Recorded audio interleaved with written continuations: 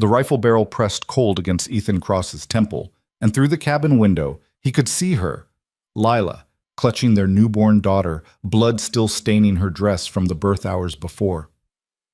3 men had come for her past. One mistake, one wrong move, and everything they'd fought through, the winter, the illness, the trust built in firelight and fear, would end in a spray of crimson across Montana snow. But this isn't where it started. Before you discover how we got here, hit that like button and drop a comment telling me what city you're watching from. I want to see how far this story travels. Now let me take you back. The mountains didn't care about fair warning. Ethan Cross learned that lesson on a Tuesday in late October, when his legs snapped like kindling under a falling pine. The crack echoed through the valley, sharp, final, wrong. He lay there in the leaf mold, staring up through bare branches at a sky the color of old iron, and knew with absolute certainty that winter would kill him. Not quickly. The mountains never granted that mercy. He'd crawled 3 miles back to his cabin, dragging the useless leg behind him like a punishment. By the time he reached his door, darkness had fallen, and the first snow was beginning to drift down, soft, silent, relentless.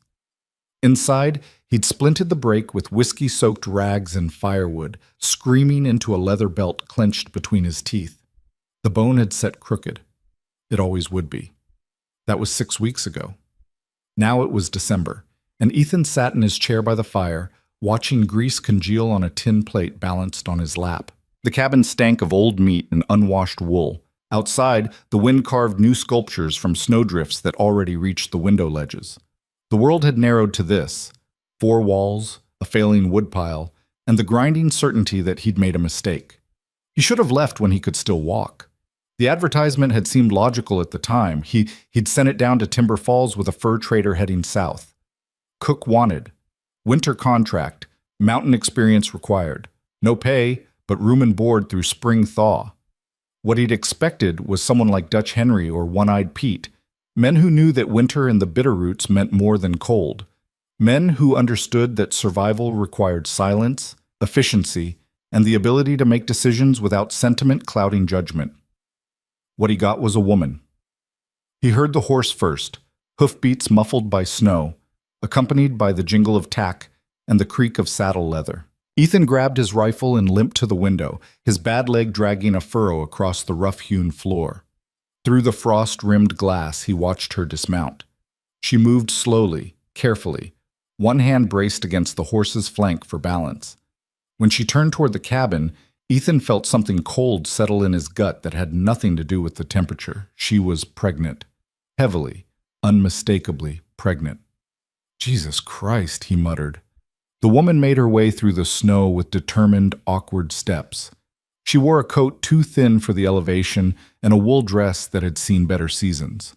Dark hair escaped from beneath a frayed bonnet, and even from this distance, Ethan could see the exhaustion etched into her features like script carved in stone. She knocked. 3 measured raps that somehow sounded apologetic. Ethan didn't move. Maybe if he stayed quiet, she'd realize her mistake and leave. The horse stamped and snorted, its breath forming clouds in the crystalline air. The woman knocked again. "I know you're in there," she called. Her voice carried an unexpected steadiness. "I saw smoke from the chimney 2 miles down." Ethan closed his eyes. Of course she had. He opened the door just wide enough to show the rifle barrel, then his face.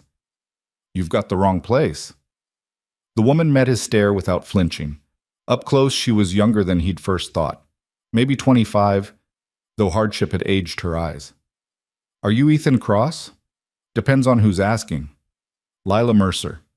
She pulled a crumpled paper from her coat pocket. His advertisement, stained and creased from travel. "I'm here about the position." For a long moment, Ethan could only stare. Then he laughed, a harsh, humorless bark that sent ravens scattering from nearby pines. "Lady, I need a cook, not a—" He gestured vaguely at her condition. "This is a mistake." "No mistake." Lila refolded the paper with careful precision. The advertisement said room and board through spring. "I can cook. I can clean. I can work." "Can you climb on a roof to clear snow, haul 100-pound sacks of flour, split firewood for 6 hours straight?" Ethan shook his head. You're in no condition. I'm in perfect condition to do exactly what you hired someone for. Her voice remained level, but something flickered behind her eyes, something desperate and fierce. I can make meals, keep house, manage supplies. That's what you need, isn't it? What I need is someone who won't collapse or go into labor in the middle of a blizzard. I'm not due until March. And what if you're wrong? What if the baby comes early? Ethan leaned against the doorframe, taking weight off his bad leg. I can barely take care of myself right now.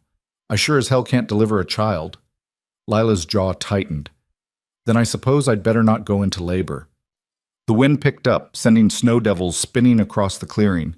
The horse whickered nervously, pulling at its reins where Lila had looped them over a hitching post.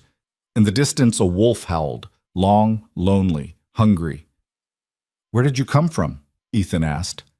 Timber Falls. That's a 3-day ride. In this weather. He studied her with new wariness. Who rides 3 days pregnant to take an unpaid position in the middle of nowhere? Someone who needs the work. There's work in town, restaurants, hotels, laundries. I don't want town work. Something in her tone made it clear the subject wasn't open for discussion. I want this work. The terms in your advertisement are acceptable. Ethan shifted his weight, and pain lanced through his leg, sharp enough to make him grimace. Lila noticed. Her gaze dropped to where he favored his right side, cataloging the injury with the same careful assessment she'd given everything else. You're hurt, she observed. Broke it. 6 weeks back. Set properly? Well enough? Lila's expression suggested she doubted that. How have you been managing? Same as always. I don't need... He stopped himself. Pride was a luxury he couldn't afford anymore. The truth was written in every corner of the filthy cabin behind him, in his gaunt frame, in the way infection had left him weak and feverish for the past week. I've been managing. Clearly. Lila glanced past him at the interior, unwashed dishes, scattered gear, the pervasive disorder of a man who'd lost the strength to maintain basic order. When she looked back at him, her expression had softened fractionally. Mr. Cross, I don't need charity. I need a place to stay through winter, and I'm willing to work for it. You need help. I can provide it. This isn't complicated. It is when you're carrying a child. The child doesn't change my ability to cook a meal or wash a dish. It changes everything. Ethan's voice rose despite himself. What happens when that baby comes? What happens if something goes wrong? The nearest doctor is 3 days' ride, longer in deep snow. I'm not equipped for... Women have been having babies without doctors for thousands of years, and plenty of them died doing it. Then I guess I'd better be one of the ones who doesn't. Lila's voice remained calm, but steel ran beneath it now. Mr. Cross, I rode 3 days because I have nowhere else to go. I can't stay in Timber Falls. I can't go back where I came from. This position represents my only option for surviving the winter. She paused, letting that sink in. I understand your concerns, truly, but I promise you, I will pull my weight. I won't be a burden. You already are. The words came out harsher than Ethan intended, but he didn't take them back. Look at you. You're exhausted, frozen, probably haven't eaten a decent meal in days, and you think you can handle a Montana winter at 8,000 feet? I think I don't have a choice. Lila met his gaze steadily, and neither do you. The wolf howled again, closer this time. The temperature was dropping as afternoon faded toward evening. Already frost was forming on Lila's eyelashes and the exposed skin of her throat. The horse shifted restlessly, sensing the coming night. Ethan knew he should turn her away. Should tell her to ride back down the mountain while she still could, find shelter in town, throw herself on the mercy of whatever church or charitable organization might take her in. It was the sensible thing to do, the safe thing. But something in her eyes stopped him, not pleading, not manipulation, but simple, desperate truth. She'd meant what she said. She had nowhere else to go. And if he was honest with himself, neither did he. You know how to cook? He asked finally. Yes. How to preserve meat, cure hides, make soap and candles? I've done all of it. Can you shoot? Lila hesitated. If I have to. Ethan studied her for a long moment, weighing options that all felt like different versions of disaster. Then he stepped back from the door. Stable your horse in the lean-to around back. There's hay in the corner. When you're done, bring your things inside. Relief flooded Lila's face so suddenly, so completely, that she had to look away. Thank you. This story was Don't thank posted me on yet. the channel west Ethan of turned Betrayal. back into the cabin. Please do not already regretting repost his it decision. in any form. Winter up here doesn't care about gratitude. It only cares about whether you're strong enough to survive it. Pancho. Lila's belongings fit in a single worn carpet bag. 2 dresses, a change of underclothes, a hairbrush with half its bristles missing, and a small leather-bound book that Ethan glimpsed but didn't ask about. She set the bag beside the door and stood in the center of the cabin, taking inventory with the same systematic assessment she'd used on him. The silence stretched. "It needs work," Ethan said finally. It was an understatement. The cabin was one large room with a sleeping loft accessible by ladder, a stone fireplace dominating one wall, and rough furniture that included a table, 3 chairs, a bench, and his bed shoved into the far corner. Every surface was covered with the detritus of bachelor neglect: dirty dishes, hunting gear, drying herbs, scattered ammunition, and a layer of dust and grime that spoke to weeks of illness and incapacity. "It needs more than work," Lila said quietly. "It needs a full day's scrubbing and another day to organize." She moved to the fireplace, where a pot of something unidentifiable had burned to the bottom. "When did you last eat a proper meal?" "Been managing on jerky and hardtack mostly." "That's not food. That's survival rations." Lila lifted the pot, made a face at its contents, and set it aside. "Do you have a root cellar?" "Outside. North side. There's potatoes, turnips, some carrots, onions if the mice haven't gotten them." "Meat?" "Smokehouse has venison and elk, some salt pork. There's trout in the creek if you can get through the ice." Lila nodded, still cataloging. "Flour, beans, coffee?" "Enough to last if we're careful." "We'll need to be more than careful." She turned to face him. "How long until the pass closes completely?" "Already closed. Has been for 2 weeks." Something flickered across her face, relief or fear. Ethan couldn't tell which. "So no one can get up here until spring?" "Not unless they're willing to risk their life for it." "Why?" "Just planning." Lila removed her coat and hung it on a peg by the door. Beneath it, her dress hung loose where it wasn't stretched tight over her belly. She'd lost weight everywhere except there. "If you'll show me where things are kept, I can start dinner." "You just got here. You should rest." "I've been resting for 3 days on horseback. I'd rather work." She rolled up her sleeves with businesslike efficiency. "The fire needs building up. We'll need water. Where do you keep the buckets?" Despite himself, Ethan felt a flicker of something that might have been respect. "Beside the door. Creek's 50 yards east, but the near section's frozen. You'll need to break through." "I'll manage." Lila collected the buckets and a small hatchet from where it hung on the wall.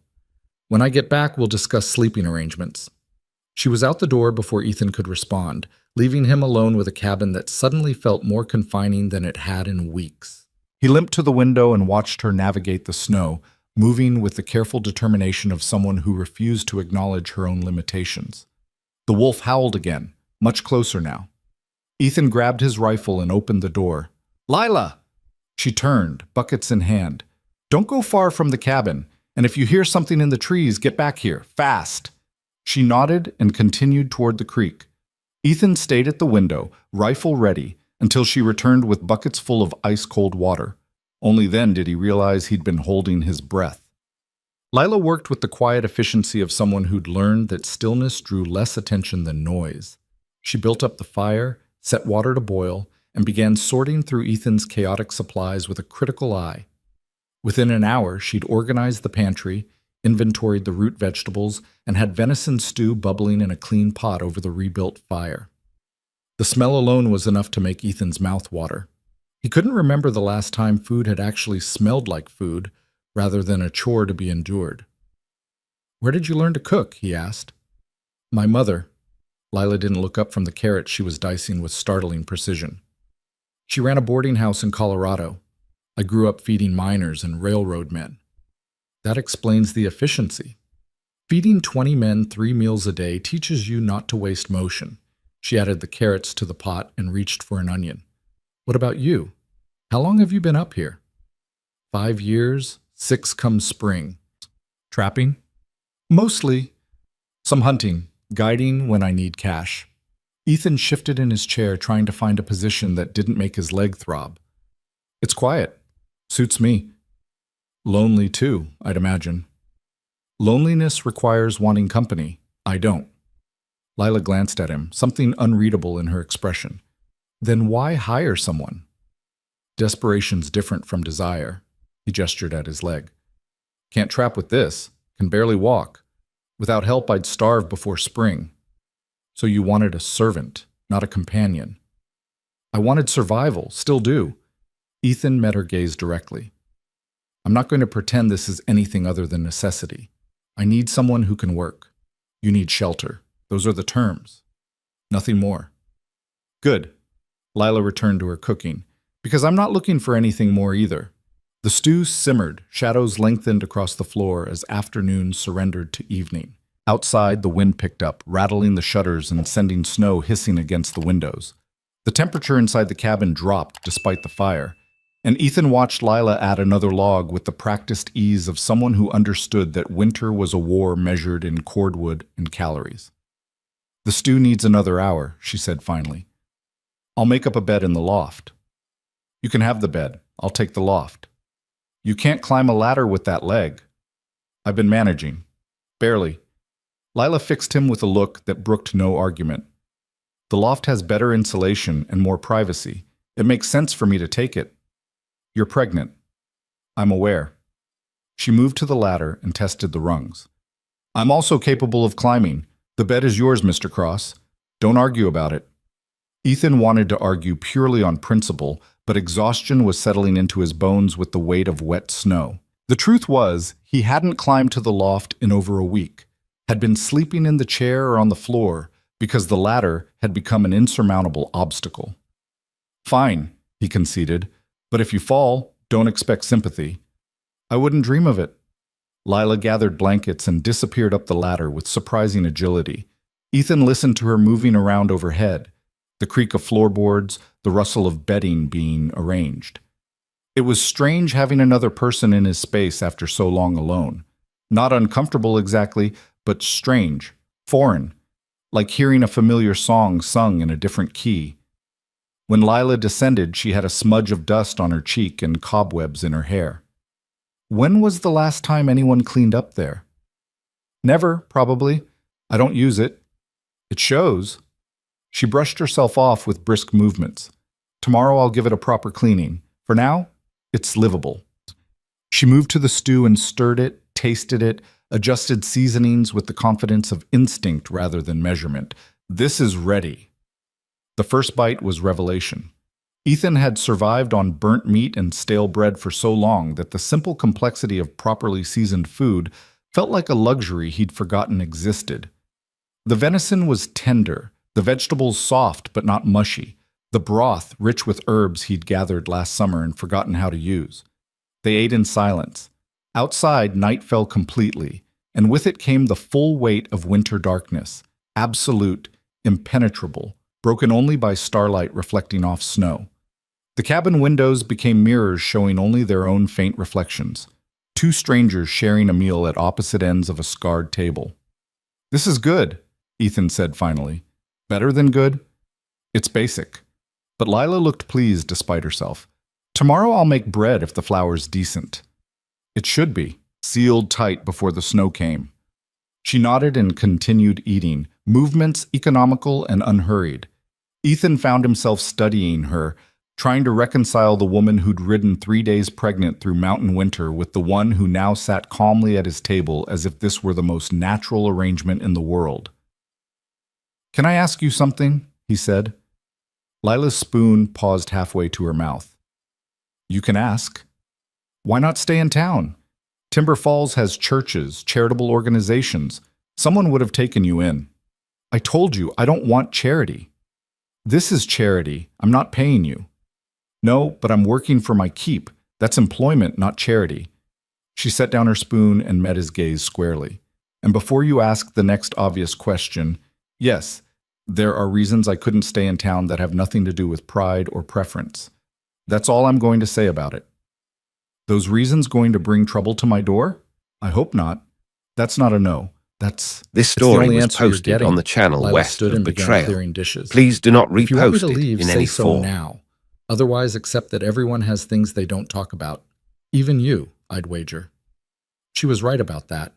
Ethan had fled to these mountains 5 years ago, carrying his own weight of unsaid history, failures and losses, and choices he'd made that still woke him sweating in the depth of night.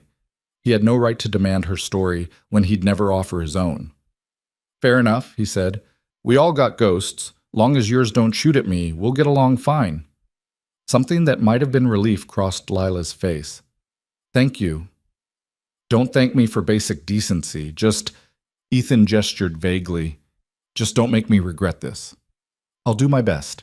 She washed the dishes in water heated over the fire, her movements steady and methodical. Ethan watched her work and felt the first stirrings of something he'd thought long dead. Not trust exactly, but its faint precursor. The sense that maybe, possibly, this arrangement might not be the complete disaster he'd feared. Outside, the wolves began to sing, a chorus of hunger rising through the darkness. The sound was beautiful and terrible, a reminder that winter in the mountains meant more than cold and snow. It meant survival measured in moments, in decisions, in the thin margin between life and the 1,000 ways to die. Lila paused at the window, listening. How close are they? Close enough to hear. Not close enough to worry about yet. Yet. They won't bother us unless they get desperate.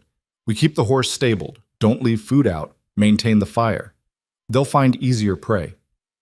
And if they don't find easier prey? Ethan reached for his rifle and checked the load out of habit. Then we make sure we're harder to kill than they're willing to work for. Lila turned from the window and climbed the ladder to the loft without another word. Ethan listened to her moving overhead, the creak of the bed frame as she settled in, then silence. He added wood to the fire and positioned himself in the chair where he could see both the door and the window, rifle across his lap. This was his life now. A pregnant woman in his loft, wolves in his yard, winter pressing against every wall, and a broken leg that throbbed with each heartbeat like a reminder that survival was never guaranteed, only fought for, one brutal day at a time. The fire crackled, the wind howled, and somewhere in the darkness, the mountain waited to see which of them would break first. Ethan woke to the smell of coffee and fresh bread. For a moment he thought he was dreaming, that he'd slipped back through time to a life he'd left behind in some other existence. Then awareness returned with the throb of his leg and the unfamiliar sound of someone moving around his cabin with purpose and efficiency. Lila.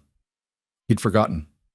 No, not forgotten exactly, but the reality of her presence hadn't fully registered yet. Now it hit him, a woman in his cabin, pregnant, cooking breakfast while he slept in the chair like some invalid. Good morning. Lila set a plate beside him, fried salt pork, Johnny cakes, and reconstituted dried apples sweetened with the last of his honey. Coffee's on the table when you're ready. Ethan blinked at the food, then at her. She'd already been up long enough to braid her hair, tidy the cabin, and prepare a meal that would have taken him 2 hours of fumbling effort. The early morning light slanting through the window showed no mercy. She looked exhausted, dark circles under her eyes, and a pallor to her skin that spoke of poor sleep and physical strain. What time is it? He asked. Just past dawn. I wanted to get started early. She poured herself water from the bucket and drank it slowly, one hand braced against the small of her back. There's a lot to do. You should rest more. Yesterday was 3 days ago, and I've rested enough. Lila cut him off with gentle firmness. I'm here to work, Mr. Cross. Let me work. Ethan wanted to argue but recognized the futility. Instead, he ate the breakfast, which was excellent, and watched her begin the transformation of his cabin from chaos to order. She worked systematically, dividing the space into sections and tackling each with ruthless efficiency. Dishes were washed, dried, and stacked. Hunting gear was cleaned and organized. The floor was swept, then scrubbed, then swept again. She sorted through his herbs and medicines, discarding anything moldy or stale, arranging the rest by type and purpose. You're wasting energy, Ethan said around noon, watching her drag his trunk across the floor to access the corner behind it. Half that stuff doesn't need moving. Half that stuff is creating problems you've stopped noticing. Lila pulled out a collection of rusted traps, broken equipment, and what appeared to be a petrified beaver carcass. When was the last time you actually looked at what's in these corners? Never needed to. Clearly, she wrinkled her nose at the beaver and carried it outside. By evening, the cabin was unrecognizable. Every surface was clean, every item had a designated place, and the air smelled of soap and fresh bread instead of unwashed man and neglect. Ethan sat in his chair feeling simultaneously grateful and vaguely offended, as if Lila's competence was an indictment of his own survival methods. Better? She asked, surveying her work. Different. That's not an answer. Ethan gestured at the transformed space. It's clean, organized, efficient. He met her gaze. But it's not mine anymore. Something complicated crossed Lila's face, understanding perhaps, or recognition of a boundary she'd crossed without meaning to. I can put things back if you prefer. No. He shook his head. You're right. It needed doing. He trailed off, unable to articulate the strange sense of displacement that came from having someone rearrange the physical markers of his isolation. Never mind. Lila nodded slowly. I'll try to be less thorough tomorrow. Don't. Ethan surprised himself with the word. This is good. I'm just not used to having someone else here. Give me time to adjust. Take all the time you need. We've got nothing but time until spring. She moved to the fire and began preparing dinner. Venison stew again, but different from yesterday's, with barley and dried mushrooms that added an earthy complexity to the broth. They fell into a rhythm over the next few days. Lila woke before dawn and worked until dark, maintaining the cabin, preparing meals, managing supplies with a precision that made Ethan realize how much he'd been wasting through sheer carelessness. She never complained, never slowed, never acknowledged the obvious toll that pregnancy and exhaustion were taking on her body. Ethan, for his part, contributed what he could. He maintained the fire, kept watch on the weather, and began teaching Lila the particulars of mountain survival, how to read the sky for coming storms, how to recognize animal tracks in snow, which trees burned hottest and which created the most dangerous creosote buildup in the chimney. She absorbed everything with focused attention, asking questions that revealed a quick mind and practical intelligence. Within a week, she could predict weather changes as accurately as Ethan could, identify the territorial markers of the local wolf pack, and had memorized the layout of his trap lines for future reference. You learn fast, he observed one evening. I've had practice. Lila was mending one of his shirts with stitches so small and even they were nearly invisible. When you grow up never knowing how long you'll be in one place, you learn to absorb information quickly. You moved around a lot? Constantly. My father worked railroad construction. We followed the work, Montana, Wyoming, Colorado, Idaho. Never more than a year in one place, usually less. She bit off the thread and examined her work critically. I got good at learning what I needed to know and leaving the rest behind. That why you're comfortable up here, used to isolation? Comfortable isn't the word I'd use. Lila set aside the mended shirt and picked up another. But familiar, yes. I've spent enough time in remote places that this doesn't frighten me the way it might frighten someone else. Most pregnant women would be terrified. Most pregnant women have options. She met his gaze levelly. I don't. Fear is a luxury I can't afford right now. Ethan studied her in the firelight.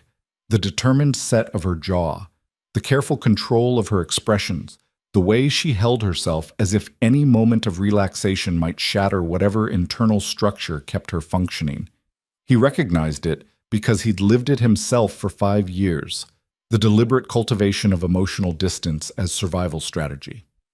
What are you running from? He asked quietly. Lila's hand stilled on the fabric. For a long moment, she didn't speak. Then, the same things everyone runs from. Mistakes. Consequences. A past that won't let go. She resumed sewing with renewed focus. Like I said, everyone has ghosts.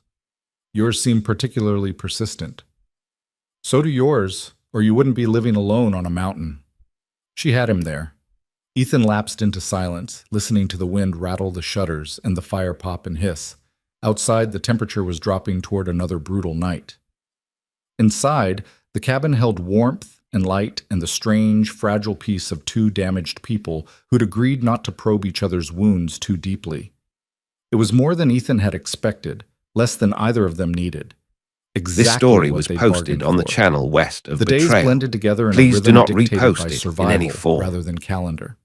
They woke to cold and went to sleep to darkness. Between those bookends, they worked, maintaining the cabin, preserving food, preparing for the deeper winter that was yet to come. They spoke little but began to develop the wordless communication of people who shared limited space. A glance that meant wood box is low, a gesture that indicated storm coming, a shift in posture that signaled pain or exhaustion. Lila never mentioned the baby except in practical terms, adjusting her work schedule around increasing fatigue, calculating supplies needed for post-birth recovery, identifying the cleanest linens for makeshift bandages and swaddling. She treated her pregnancy the way she treated everything else, as a fact to be managed rather than an emotional experience to be discussed. Ethan appreciated that more than he could articulate. He had no capacity for the kind of tender attention pregnancy supposedly required, no patience for sentiment or fear. Lila's pragmatism made her presence bearable, even occasionally valuable. But the mountain had other plans. The blizzard hit on a Tuesday, 3 weeks after Lila's arrival. Ethan had felt it coming for days, a pressure in the air, a quality to the light that spoke of massive storms gathering strength over the peaks. He'd stocked extra wood, secured the shutters, brought the horse into the lean-to where it would have better protection. It wasn't enough. The storm descended like a living thing, wind that screamed through the trees with voices that sounded almost human, snow that fell so thick and fast it erased the world beyond arm's reach. The temperature plummeted to levels that turned breath to ice crystals and made the cabin walls groan with contraction. Ethan and Lila worked in shifts, one sleeping while the other maintained the fire and watched for wind damage or ice buildup that could compromise the structure. They spoke little, conserved energy, moved through the space with the economical efficiency of soldiers under siege. On the second day, Ethan's fever returned. He'd felt it building, the familiar heat in his leg, the spreading ache that meant infection had found a foothold again despite his attempts at cleanliness. He'd hidden it, dosing himself with willow bark tea and whiskey, hoping his body would fight it off before it became critical. It didn't. By the third day of the blizzard, he was shaking with chills despite the fire, his legs swollen and hot, his thoughts beginning to fragment with delirium. He tried to stay upright, to maintain his watch, but his body betrayed him, sending him stumbling against the table, then to his knees, then down into darkness that smelled of rot and fear. When he woke, Lila was there. She'd stripped him to his underclothes and packed snow around his leg to bring down the swelling. Now she worked with focused intensity, heating water, preparing compresses, measuring out willow bark and yarrow and other herbs whose names Ethan couldn't remember through the fog of fever. "Drink this." She held a cup to his lips, something bitter that made him gag. "What?" "Yarrow and golden seal for the infection, willow bark for the fever. Don't argue, just drink." He drank. The world tilted and spun. Outside, the storm howled with renewed fury, and Ethan felt himself slipping away again, down into heat and confusion where time meant nothing and the only anchor was Lila's voice cutting through the delirium with commands he struggled to obey. "Stay with me. Ethan, stay with me." He tried. For reasons he couldn't articulate, he tried. The next days, or were they weeks, existed in fragments. Lila forcing water down his throat, the burn of alcohol poured directly into his wound, the agony of her cleaning the infection with methodical cruelty while he screamed into leather. Her voice, always her voice, steady as stone, even when his world had become nothing but pain and darkness and the absolute certainty that he was dying. "You're not dying. I won't let you." "Can't stop it. Watch me." And somehow, through force of will or sheer stubborn refusal to accept his death, she did. When the fever finally broke, Ethan woke to silence. The storm had passed. Gray light filtered through gaps in the shutters. The cabin was freezing. He could see his breath, could feel ice crystals on the blankets piled over him. The fire was nearly dead. He tried to sit up and failed, his body weak as water. "Lila?" No answer. Panic hit him then, sharp and cold and terrible. He dragged himself upright through sheer force of will, legs screaming, vision swimming. The cabin was empty. The door stood slightly ajar. Snow drifted across the threshold. "Lila!" He pulled himself to the door and looked out into a world transformed. The storm had buried everything under 6 feet of new snow. Trees bowed under the weight, their branches forming tunnels and caverns. The lean-to had collapsed. He could see the splintered timbers jutting through drifts. And there, 50 yards away, nearly invisible against the white, Lila, swinging an axe at the woodpile with slow, determined strokes. She was covered in snow, moving with obvious exhaustion, each swing of the axe requiring visible effort. But she didn't stop. Couldn't stop. Because if she did, the fire would die, and Ethan would freeze, and all her work to keep him alive would mean nothing. He watched her split 3 more logs before she noticed him in the doorway. "Get back inside," she shouted, her voice hoarse. "You'll freeze. So will you. I'm fine." She clearly wasn't, but she gathered the split wood in her arms and staggered back toward the cabin, and Ethan held the door for her, and together they rebuilt the fire that stood between them and death. Only when heat began to radiate again, when color returned to Lila's blue-tinged lips, did Ethan find his voice. "You saved my life." Lila didn't look at him. "We're even then." "Even? You gave me shelter. I kept you alive. That's the agreement." She pulled off her wet coat with shaking hands. "Don't make it more than it is." But it was more. They both knew it. Something had shifted during those days of fever and storm. Some boundary had been crossed that couldn't be uncrossed. She'd seen him vulnerable, broken, reduced to nothing but pain and need. He'd felt her refuse his death with a force of will that defied logic. They weren't strangers anymore. Weren't just employer and employee playing at mutual survival.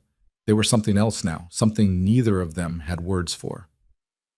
"Thank you," Ethan said quietly. Lila met his gaze then, and in her eyes he saw exhaustion so profound it bordered on collapse. "Don't thank me yet. Winter's just started. We've got a long way to go before spring."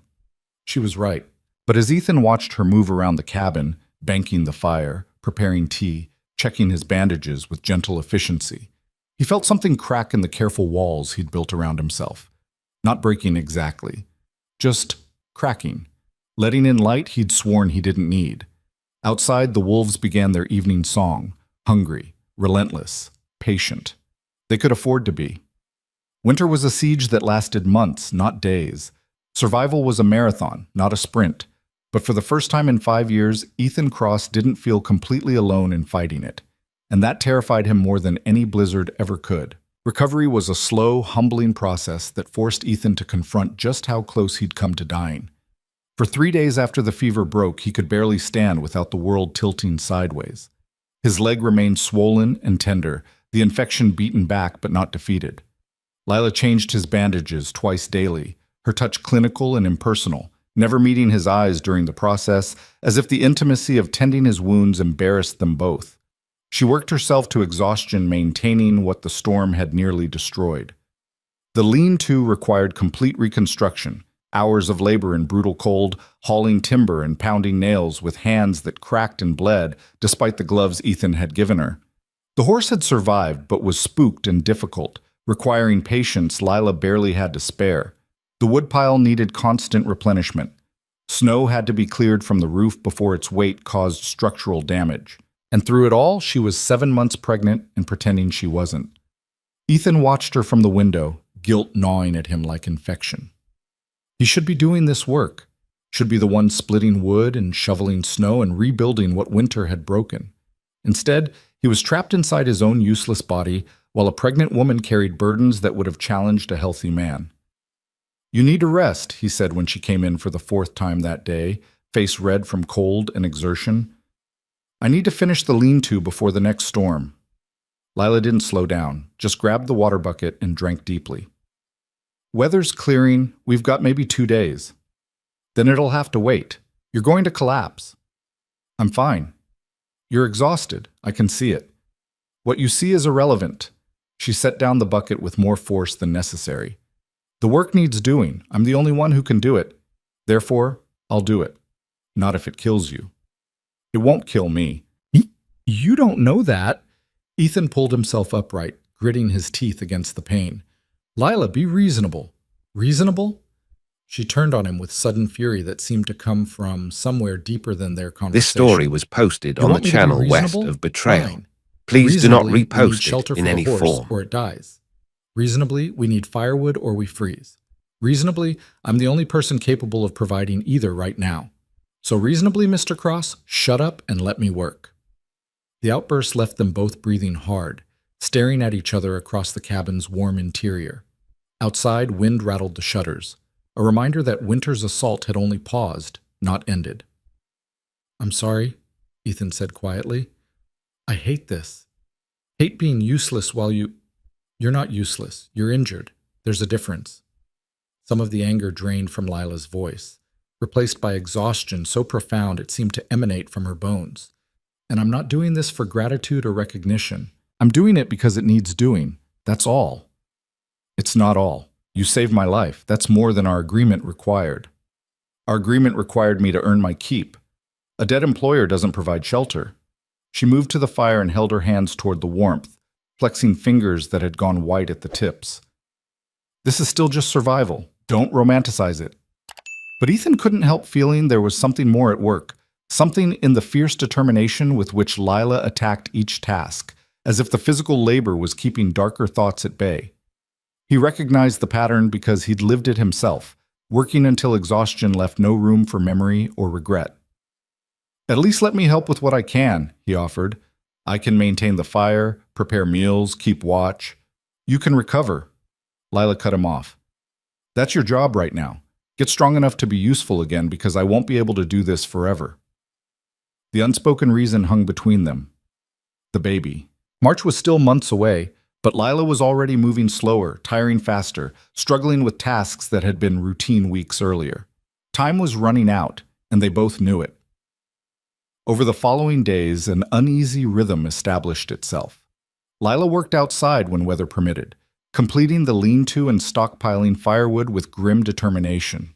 Ethan worked inside, forcing his damaged leg to bear weight, to move, to remember how to function despite the pain that spiked with each step. He cooked meals from Lila's instructions, maintained the fire, and began sorting through his trap lines, planning which ones to check first when he could finally walk more than 50 yards. They spoke little, but the silence between them had changed. It was no longer the careful distance of strangers, but the comfortable quiet of people who'd seen each other at their worst and chosen not to flee. One evening, as Lila climbed down from the loft, her foot slipped on the ladder. She caught herself with a gasp, clinging to the rungs with white-knuckled desperation. Ethan was across the room before conscious thought, catching her elbow to steady her despite the screaming protest from his leg.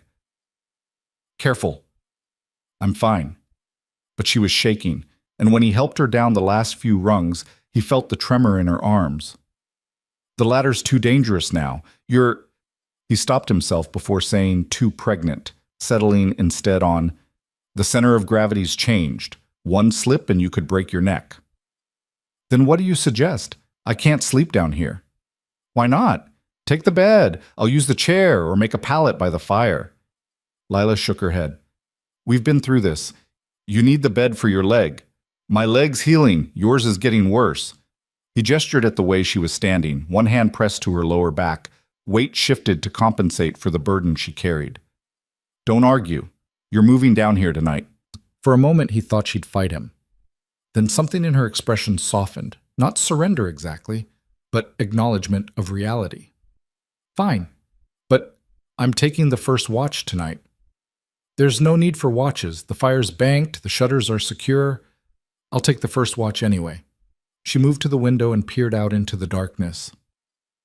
I sleep better knowing someone's paying attention. Ethan wanted to ask what she was watching for, what threat she imagined lurking beyond the wolves and weather, but the set of her shoulders suggested the question wouldn't be welcomed, so he let it drop. That night established a new pattern. They took turns keeping watch through the dark hours, one sleeping while the other sat by the fire, listening to wind and wolves and the creaking complaints of a cabin settling deeper into winter. During his shifts, Ethan found himself studying Lila while she slept, the way exhaustion softened features usually held tight with control, the protective curve of her body around her unborn child, the small sounds she made when dreams turned dark. She was stronger than he'd given her credit for, stronger than most men he'd known. But even the strongest wood cracked under enough pressure, and Lila was carrying weight that would break lesser people.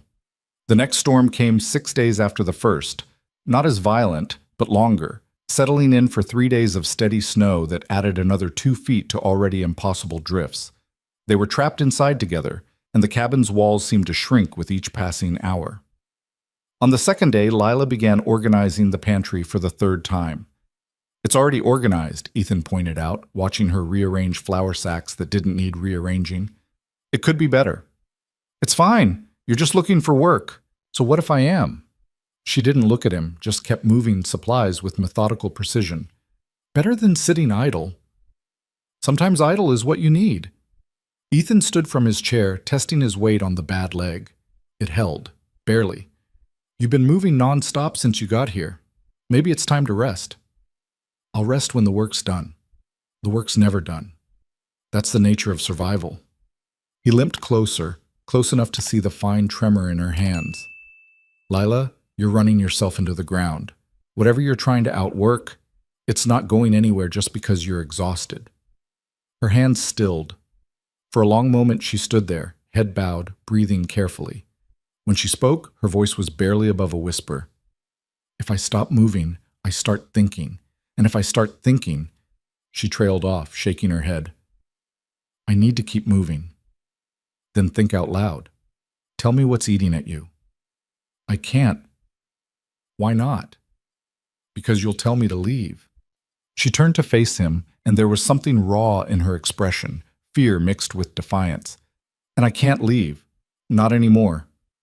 It's too late." Ethan studied her carefully, weighing his words. "I'm not going to throw you out in the middle of winter. Whatever trouble you're running from, it can't reach us here. You don't know that. I know the pass is closed. I know the nearest town is 3 days through snow that'll kill an unprepared rider. I know that up here, we're as isolated as 2 people can be." He gestured at the walls around them. "Whatever's chasing you, it's not getting through until spring, so you might as well tell me what I'm protecting you from." Lila sank onto the bench, exhaustion winning over pride. "His name was Marcus Tate. He was my husband." The word "was" hung heavy with implication. "Dead?" Ethan asked. "I don't know. I hope so, but—" She wrapped her arms around herself, a gesture that looked less like cold and more like armor. "He was an outlaw. Ran with a gang out of Wyoming, robbing banks, trains, payrolls. I didn't know when I married him. He seemed charming, attentive. Said he worked cattle drives. And when you found out the truth?" "I tried to leave. That's when I learned what kind of man he really was." Her voice remained steady, but her eyes had gone distant. "He broke my arm in 2 places. Told me if I ever tried again, he'd kill me. I believed him." Ethan felt cold settle in his stomach, a different kind of cold than winter provided. "How long were you with him?" 2 years. 2 years of watching him become more violent, more paranoid. The gang pulled a bank job in Colorado that went wrong, killed a teller, wounded a deputy. After that, they couldn't stay in one place. We moved constantly, always ahead of the law. She laughed without humor. "I became good at packing quickly, at reading his moods, at making myself invisible when the anger got too close to the surface. And the baby? Happened despite my best efforts not to let it." Lila's hand moved to her stomach in a gesture that looked automatic. "When I realized I was pregnant, I knew I had to get out. Couldn't raise a child in that life. Couldn't let Marcus shape another person into his image. So you ran." "I ran." She met his gaze directly. "The gang had a camp in Montana. Marcus rode out with most of the men for a job, 3 days, maybe 4. I took what money I could find, stole a horse, and disappeared. Rode hard for 2 days before the horse went lame. Traded it for passage to Timber Falls with a supply wagon. And then you came here. I saw your advertisement in the general store. Room and board through winter in exchange for work. It was perfect. Remote. Isolated. Somewhere Marcus would never think to look." Her voice cracked slightly. "I thought I'd be safe. You are safe." "Am I?" Lila stood abruptly, agitation overriding exhaustion. What if he survived that job? What if he's looking for me? What if someone in Timber Falls mentioned a pregnant woman heading up the mountain? That was 2 months ago. If he was coming, This story was he'd be here by posted now. on the channel west of Unless he's Betrayal. waiting for spring. Please do not repost Unless he's it smart in any enough to know I'm form. trapped up here and he can take his time. She paced the small space, hands clenched. I've been watching the valley every day, looking for riders. Every shadow could be him. Every sound could be them coming. Ethan understood now, the watchfulness, the insomnia, the desperate need to keep moving. She wasn't just surviving winter. She was waiting for retribution. Listen to me. He caught her arm gently, stopping her pacing. I've lived on this mountain for 5 years. I know every approach, every trail, every possible route up here. Nobody's coming without me seeing them first. And if they do come, he gestured toward the rifle mounted above the door, they'll find we're not easy targets. You don't know Marcus. He's not like other men. I know plenty of men like him.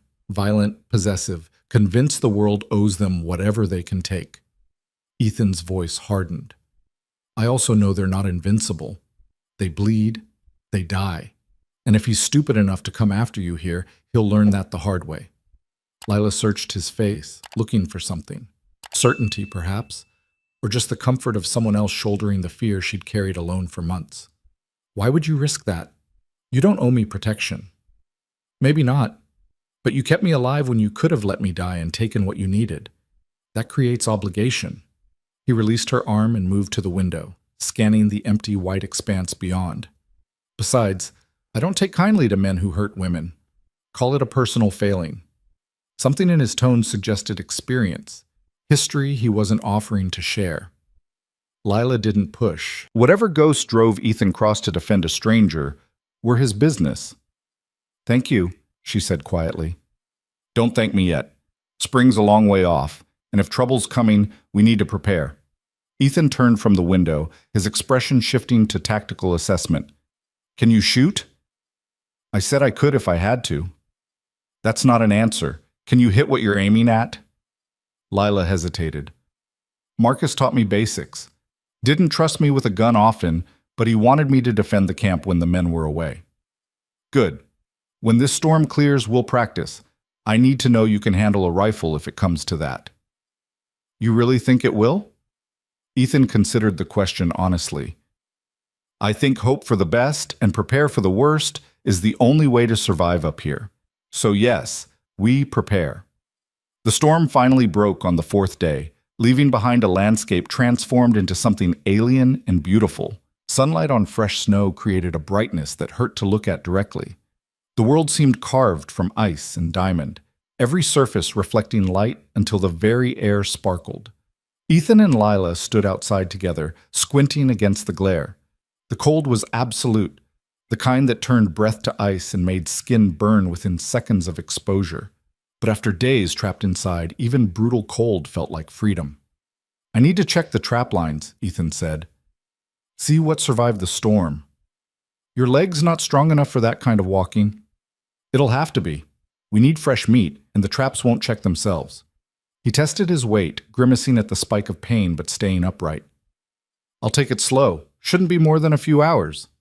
Then I'm coming with you. Lila. Don't argue. You're still weak, the snow's deep, and if you fall, you'll need help getting back. She pulled on her coat with decisive movements. Besides, you promised to teach me. Might as well start. Ethan wanted to refuse, but she was right on all counts. Fine, but we stay within sight of the cabin, and if you get tired, we turn back immediately. Agreed. They set out into the white silence, Ethan leading with his rifle, Lila following in the path he broke through the snow. The cold was shocking, so intense it seemed to steal thoughts along with breath. But the clarity it brought was almost worth the pain, every detail sharp and immediate, every sound magnified by the stillness. Ethan's first trap line ran northeast, following a creek bed where small game traveled between feeding areas. He moved slowly, checking each set with the methodical efficiency of long practice. The first 3 were empty, buried under snow.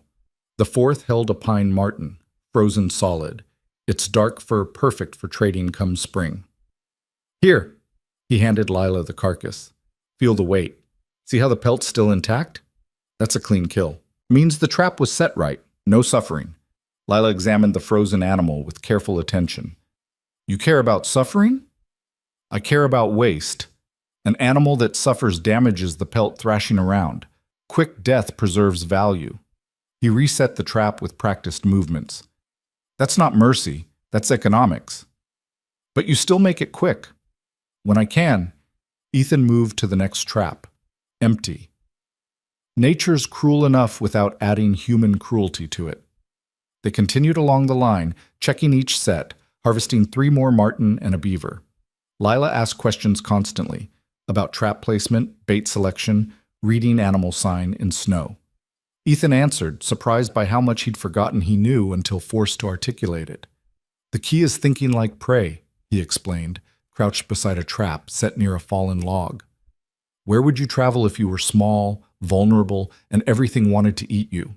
You'd stick to cover. Use natural barriers. Take paths that offer escape routes. He gestured at the trap's placement. Set your traps where fear and hunger intersect. That's grim. That's reality. We're predators same as the wolves, just smarter about it. They worked their way back toward the cabin as afternoon light began to fade. The temperature dropped with the sun, cold deepening into something that felt actively malicious. Ethan's leg had begun to throb with each step, and he could see Lila was struggling too. Breathing hard, moving slower, one hand pressed to her back. Almost there, he said, as much to himself as to her. I'm fine. But her voice was tight with exhaustion. They made it back just as darkness fell completely. Inside, Lila immediately began building up the fire while Ethan collapsed into his chair, leg screaming. For several minutes, neither spoke, just focused on warming frozen extremities and recovering from exertion. Finally, Lila broke the silence. How often do you check the lines? Every 3 days in winter? More often if weather's mild. And you do all of them in one trip? Used to. Took most of a day. Ethan gestured at his leg. Now I'm not sure I could manage it. Then we'll do it together. Split the work. She moved to the table and began skinning the marten with surprising competence. You can teach me the rest. How to flesh the hides, stretch them, prepare them for trade.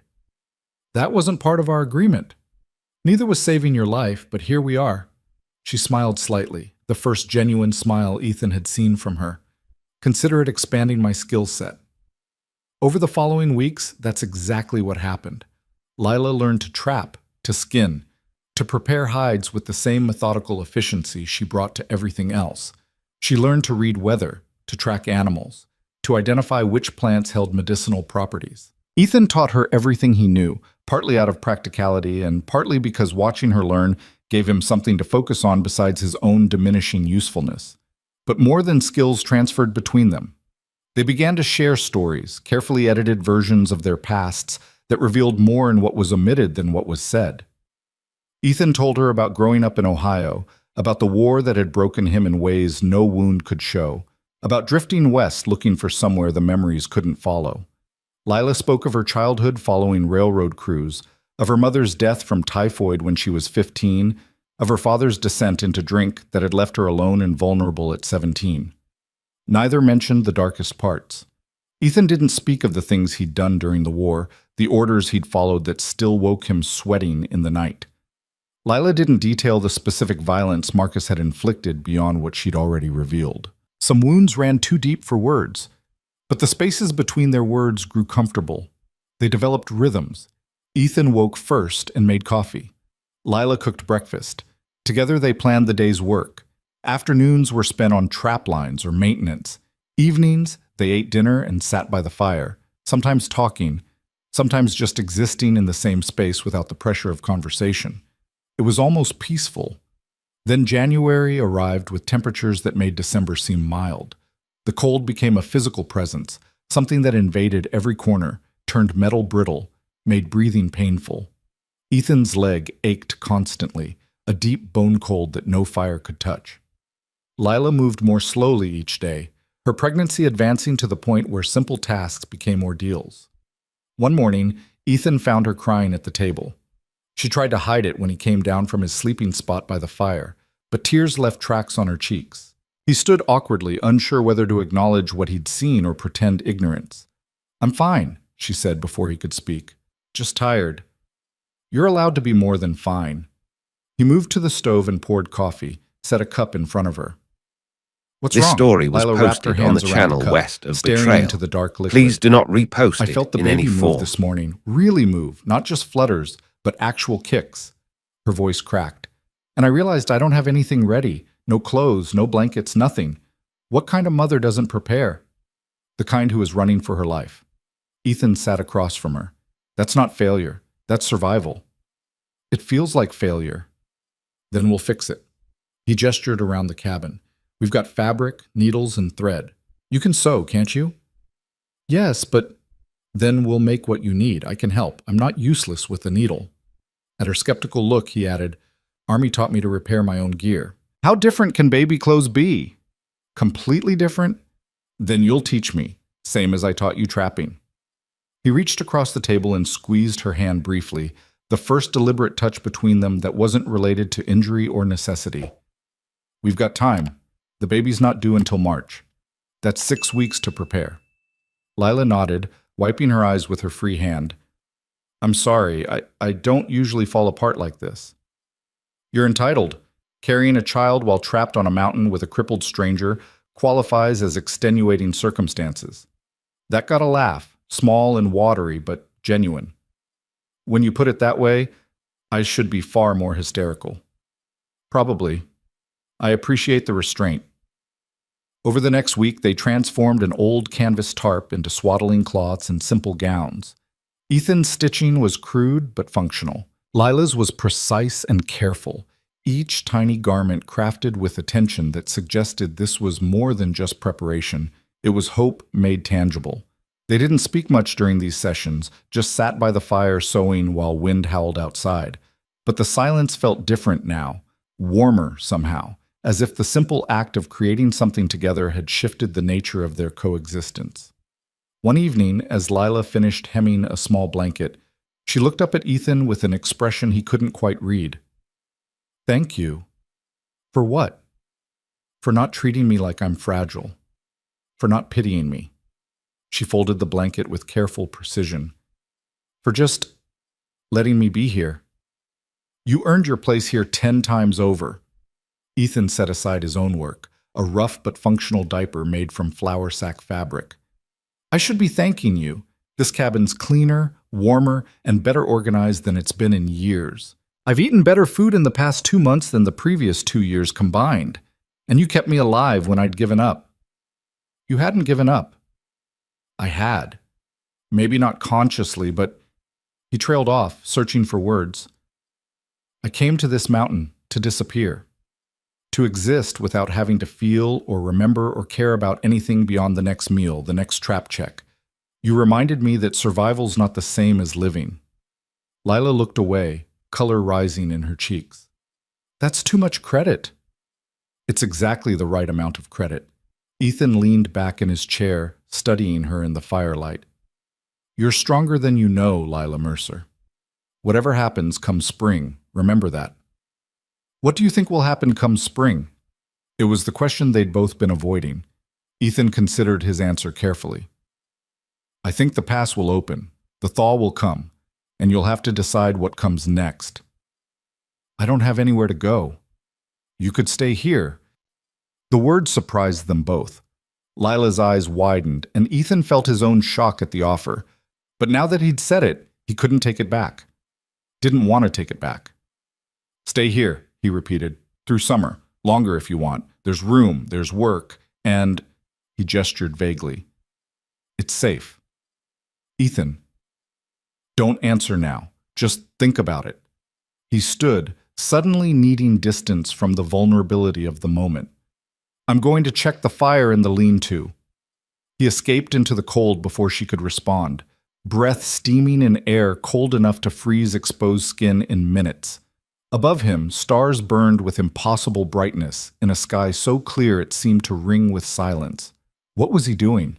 Offering shelter to a woman carrying another man's child? A violent man who might come looking? It was insanity. It violated every principle of self-preservation that had kept him alive on this mountain. But as Ethan stood in the freezing darkness, he couldn't bring himself to regret the offer. Something had changed during these months of forced proximity. The isolation he'd sought now felt more like loneliness. The silence he'd craved now seemed empty rather than peaceful. He didn't love Lila, didn't know her well enough for that, and his capacity for that kind of feeling had died in the war, along with so much else. But he respected her, valued her presence, had begun to build something approaching trust, which was more than he'd felt for another human being in over a decade. When he returned to the cabin, Lila was still sitting by the fire, the baby blanket folded in her lap. She looked up when he entered, and in her eyes he saw matching confusion, the disorientation of two people discovering that necessity had somehow transformed into something neither of them had anticipated. "I'll think about it," she said quietly. "Your offer. I'll think about it." Ethan nodded. "That's all I'm asking." But they both knew it was more than that. It was a crossroads, a moment when the future split into different paths, and the choices they made would echo through whatever came next. Outside, wolves sang their hunger to the frozen stars. Inside, two damaged people sat by the fire and pretended the world beyond the walls didn't exist. For now, for this moment, it was enough. February arrived with deceptive calm, clear skies and temperatures that, while still brutal, no longer felt actively murderous. Ethan used the reprieve to push himself harder, forcing his leg to bear more weight, to walk farther, to remember what strength felt like. The limb would never be what it was, the crooked set guaranteed that, but he could manage the trap lines alone now, could split wood for an hour before exhaustion forced him to stop. Lila watched his progress with something that looked like relief mixed with apprehension, as if his recovery represented both safety and the end of something she wasn't ready to lose. She'd grown larger, her movements increasingly awkward, and there were mornings when Ethan caught her standing at the window with one hand pressed to her back, staring out at the snow-locked valley with an expression that suggested she was calculating distances and possibilities. They didn't speak about his offer again. It hung between them like smoke, present but unacknowledged, shaping conversations they didn't have. One afternoon, while checking the eastern trapline, Ethan found something that stopped him cold. Boot prints in the snow, fresh enough that the edges hadn't yet softened with wind. Someone had been here. Recently. His first thought was trappers from a neighboring territory, though the nearest claim was 20 miles south and separated by terrain too rough for casual travel. His second thought was worse. He followed the tracks. They led along the creek bed for half a mile before turning upslope toward a rocky outcrop that offered a clear view of his cabin. Someone had stood there for a while. The snow was trampled and compressed. Someone had watched. Ethan's hand tightened on his rifle as he scanned the surrounding forest. The tracks led away to the east, following the ridgeline before disappearing into a section of timber too thick for easy tracking. Whoever it was had come, observed, and left. The question was why. He returned to the cabin moving faster than his leg appreciated, pain be damned. Lila was kneading bread dough at the table, her hands working the mixture with methodical rhythm. She looked up when he entered, and whatever she saw in his face made her go still. "What's wrong?" "Someone's been here." Ethan moved to the window, studying the tree line with new wariness. Fresh tracks along the eastern creek. They led to an overlook where they could see the cabin. The color drained from Lila's face. How fresh. Today, maybe yesterday morning at the earliest. "Did you see them?" "No, they were gone before I got there." He turned to face her. Could be trappers, could be hunters, could be someone lost and looking for shelter. Or it could be Marcus. Her voice was barely a whisper. "You said the gang was in Wyoming last you knew." "Wyoming's not that far. Not for men who live on horseback." Lila abandoned the bread dough and moved to the window beside him. "If he's been searching, if someone told him about a pregnant woman heading up the mountain, then we prepare." Ethan's voice was firm, cutting through the spiral of fear he could see building in her eyes. "We don't panic, we don't assume the worst, but we prepare. Agreed?" Lila nodded, though her hands were shaking. Over the next 2 days, Ethan transformed the cabin into something defensible. He reinforced the shutters, created firing positions at each window, and moved ammunition to accessible locations throughout the interior. He taught Lila to load and fire both his rifle and the shotgun he'd kept stored in the loft, drilling her until she could manage the weapons with fumbling competence, if not actual skill. "Aim center mass," he instructed, watching her sight down the rifle barrel at a target he'd hung from a tree. "Don't try for fancy shots. Just This point story and was squeeze." posted on the channel west The rifle of kicked Betrayal. hard when she fired, Please do not sending her repost stumbling it in any backward. form. The shot went wide, punching bark from a pine 20 feet left of the target. "Again," Ethan said. She fired 6 more times, each shot closer to center. By the time they finished, her shoulder was bruised and her arms shook with fatigue, but she could hit the target 3 times out of 5. "That'll do," Ethan said. "In a fight, you won't have time for careful aim anyway. Just remember, hesitation kills. If it comes to shooting, shoot to kill." "I don't know if I can." "You can if the alternative is dying, or watching someone you care about die." He took the rifle from her and began cleaning it with practiced efficiency. "I'm not saying it's easy, I'm saying it's necessary. There's a difference." That night they kept watch in shifts again, not against weather or wolves, but against whatever presence might be lurking in the forest. Ethan sat at the window during his turn, rifle across his lap, studying every shadow and movement. The darkness seemed full of threat now, each sound magnified into potential danger. When dawn finally came, gray and cold, he'd seen nothing, but the tension didn't ease. 3 days after finding the tracks, Ethan made a discovery that turned apprehension into certainty. He'd been checking the lean-to when he noticed something wedged between 2 boards, a piece of paper, folded and sealed with wax. His hands went cold as he pulled it free and broke the seal. The notice was official, printed in blocky letters that suggested government issue. At the top, in bold typeface, "Wanted." Below that, a description that made his stomach turn to ice. Marcus Tate. Wanted for murder, robbery, and assault across 3 territories. Known to travel with a gang of 4 to 6 men, armed and extremely dangerous. Reward, $500 dead or alive. But it was the addition at the bottom, scrawled in different handwriting, that made Ethan's blood run cold. Wife named Lila, believed to be in Montana territory. Pregnant. Substantial additional reward for information leading to her recovery. Someone had been here. Had left this deliberately where Ethan would find it. A message, a warning, or worse, a claim. He stared at the notice for a long moment, memorizing every detail. Then he folded it carefully and slipped it into his coat pocket. When he returned to the cabin, Lila was stirring stew over the fire, humming softly. One of the few moments he'd seen her truly relaxed. Ethan stood in the doorway, watching her, and felt the weight of the decision pressing down on him like physical mass. He could show her the notice, could watch fear destroy whatever peace she'd managed to build here, could spend their remaining time together waiting for violence that might never come. Or he could burn it, could protect her from knowledge that would only bring terror without adding useful preparation, could give her these last weeks of relative calm before the baby came and everything changed. Neither option felt right. Both felt like betrayal of different kinds. "You're letting in the cold," Lila called without turning around. Ethan stepped inside and closed the door. "Sorry, got distracted. Find anything on the lines?" "To Martin, a fox." The lies came easier than they should have. "Not much moving in this cold." Lila nodded, accepting this without question. "Dinner's almost ready. Wash up." He moved to the water basin, scrubbing his hands with soap Lila had made from lye and animal fat.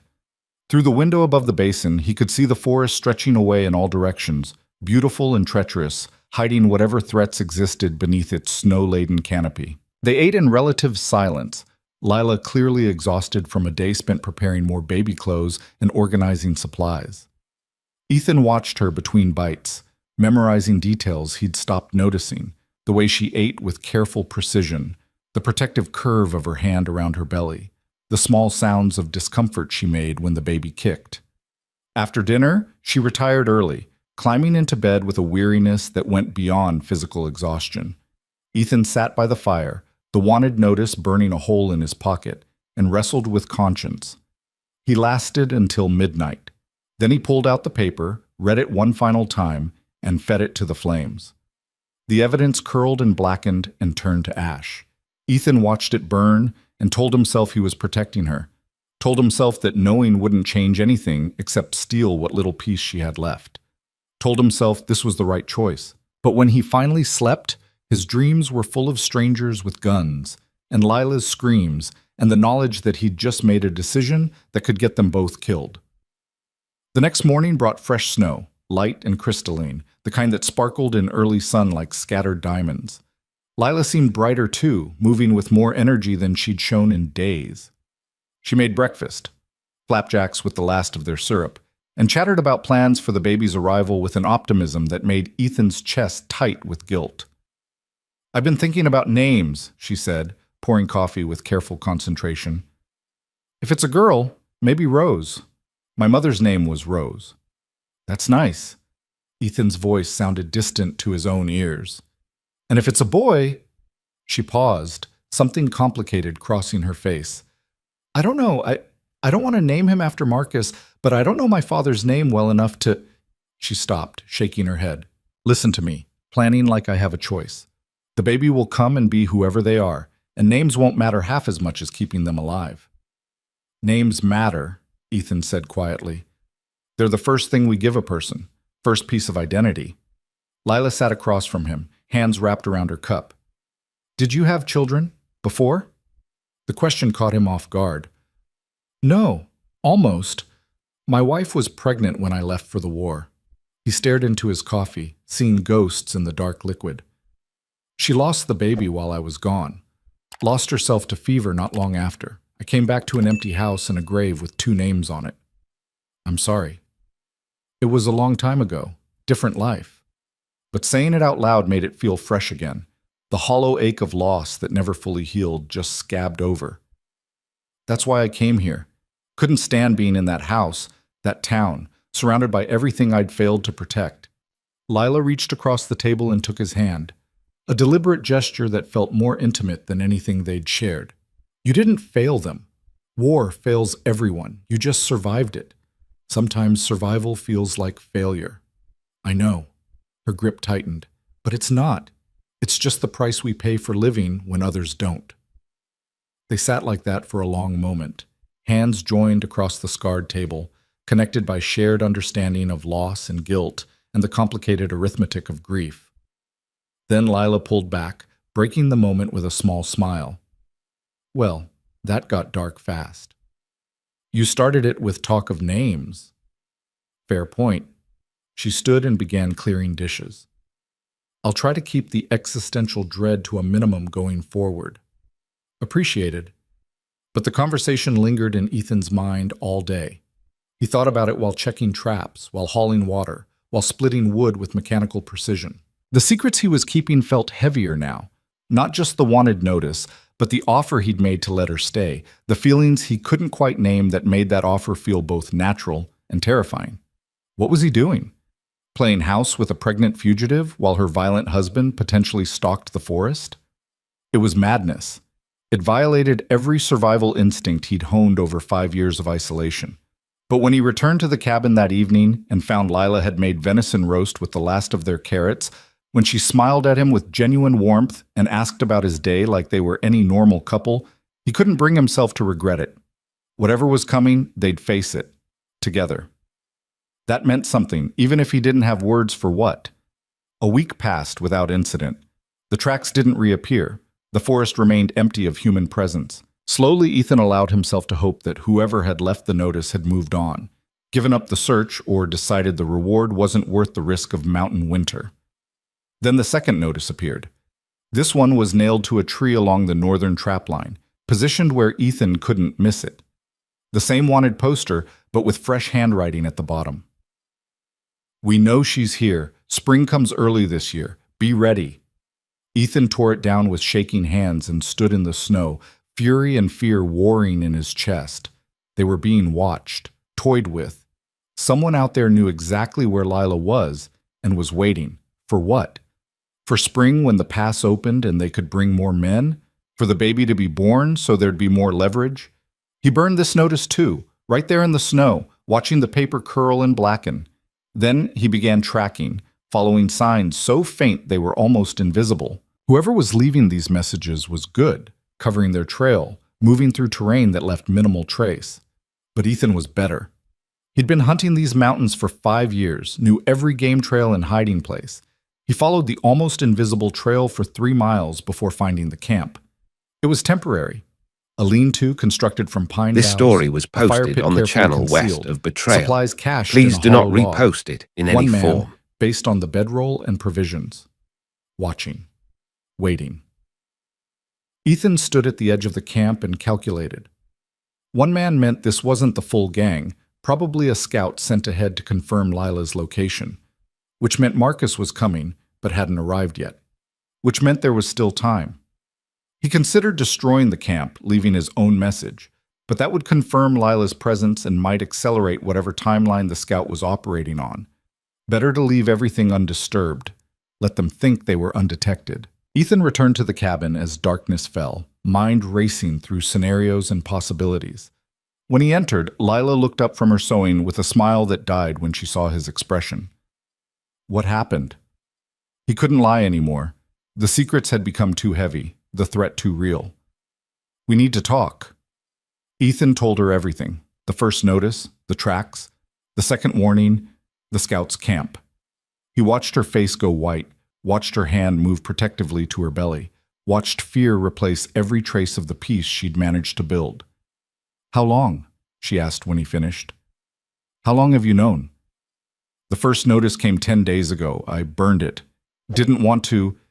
He stopped, recognizing the futility of justification. I thought I was protecting you. I was wrong. You were lying. Her voice was flat, empty. You let me think we were safe. We are safe. For now. But someone's out there, and they know you're here, and we need to prepare for Marcus to come kill us both. Lila stood abruptly, pacing the small space with jerky, agitated movements. You should have told me. Should have given me the choice. Choice to do what? Run 8 months pregnant through mountains in winter? There is no choice, Lila. There's only survival. Don't. She spun to face him, eyes bright with fury and tears. Don't tell me what my choices are. You don't get to decide that. Not after lying for 10 days. I wasn't. Ethan stopped himself. She was right. You're right. I'm sorry. I should have told you immediately. Why didn't you? Because I wanted to give you peace. Because watching you smile and plan for the baby was the first time you'd seemed happy, and I couldn't stand to take that away. He met her gaze directly. Because I'm selfish and broken, and I wanted to pretend, just for a little while, that this could work. The anger drained from Lila's face, replaced by something more complicated. What could work? This. Us. You staying. Building something that isn't just survival. The words came hard, forced out against years of emotional lockdown. I know it's insane. I know you deserve better than a crippled hermit on a mountain. But I'm asking anyway. When this is over, whatever happens, stay. Lila sank back onto the bed, hands covering her face. For a long moment, she didn't speak. Then, you really mean that? I wouldn't say it if I didn't. Even knowing Marcus is coming, knowing what kind of violence that brings, especially knowing that. Ethan moved closer, close enough to see the tears tracking down her cheeks. I've been dead inside for 5 years. You reminded me what it feels like to be alive. I'm not giving that up without a fight. You could die. Could die anyway. We all could. At least this way, it's for something that matters. Lila looked up at him, searching his face for something. Certainty, maybe? Or just the comfort of shared conviction. I can't promise to stay. This story was posted Not on the until channel baby west comes. of Not Betrayal. until I know they're safe. Please do not repost it I'm not in any asking for form. promises. Just possibility. Possibility I can give. She wiped her eyes with the back of her hand. But first we survive. How do we do that? Ethan had been formulating a plan since finding the scouts' camp. We fortify, we prepare, and when they come, because they will come, we make it cost them more than they're willing to pay. How many do you think? Based on the wanted notice, 4 to 6 men plus Marcus. But the pass won't support that many until late March at the earliest. My guess is Marcus sent 1 or 2 scouts ahead to confirm your location.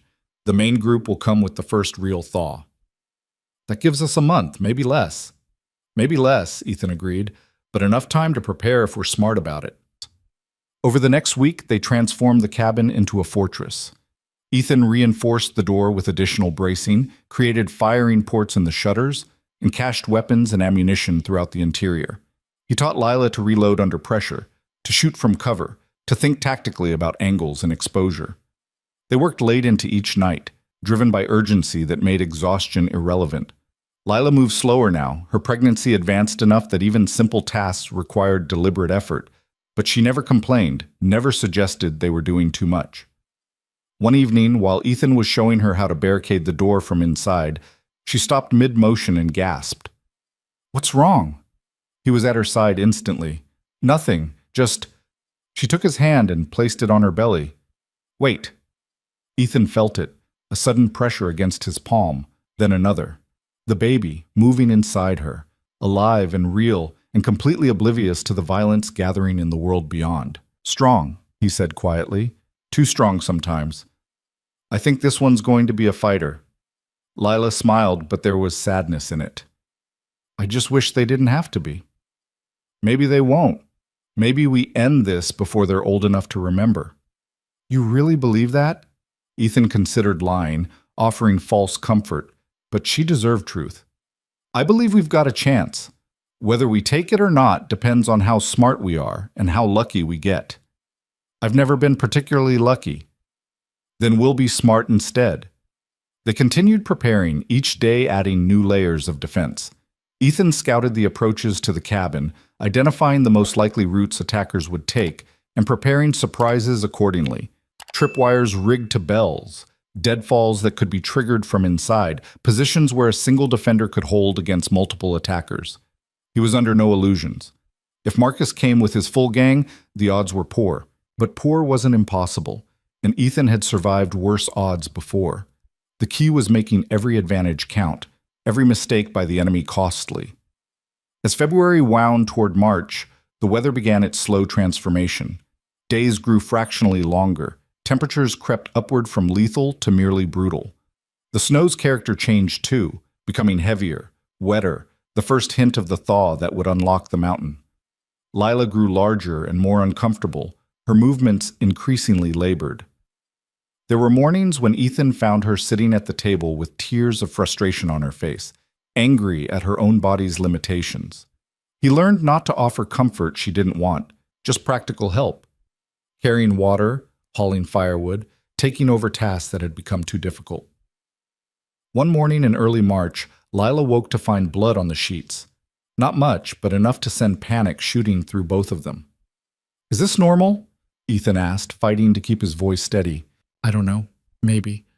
My mother always said—" She stopped, breathing through what looked like pain.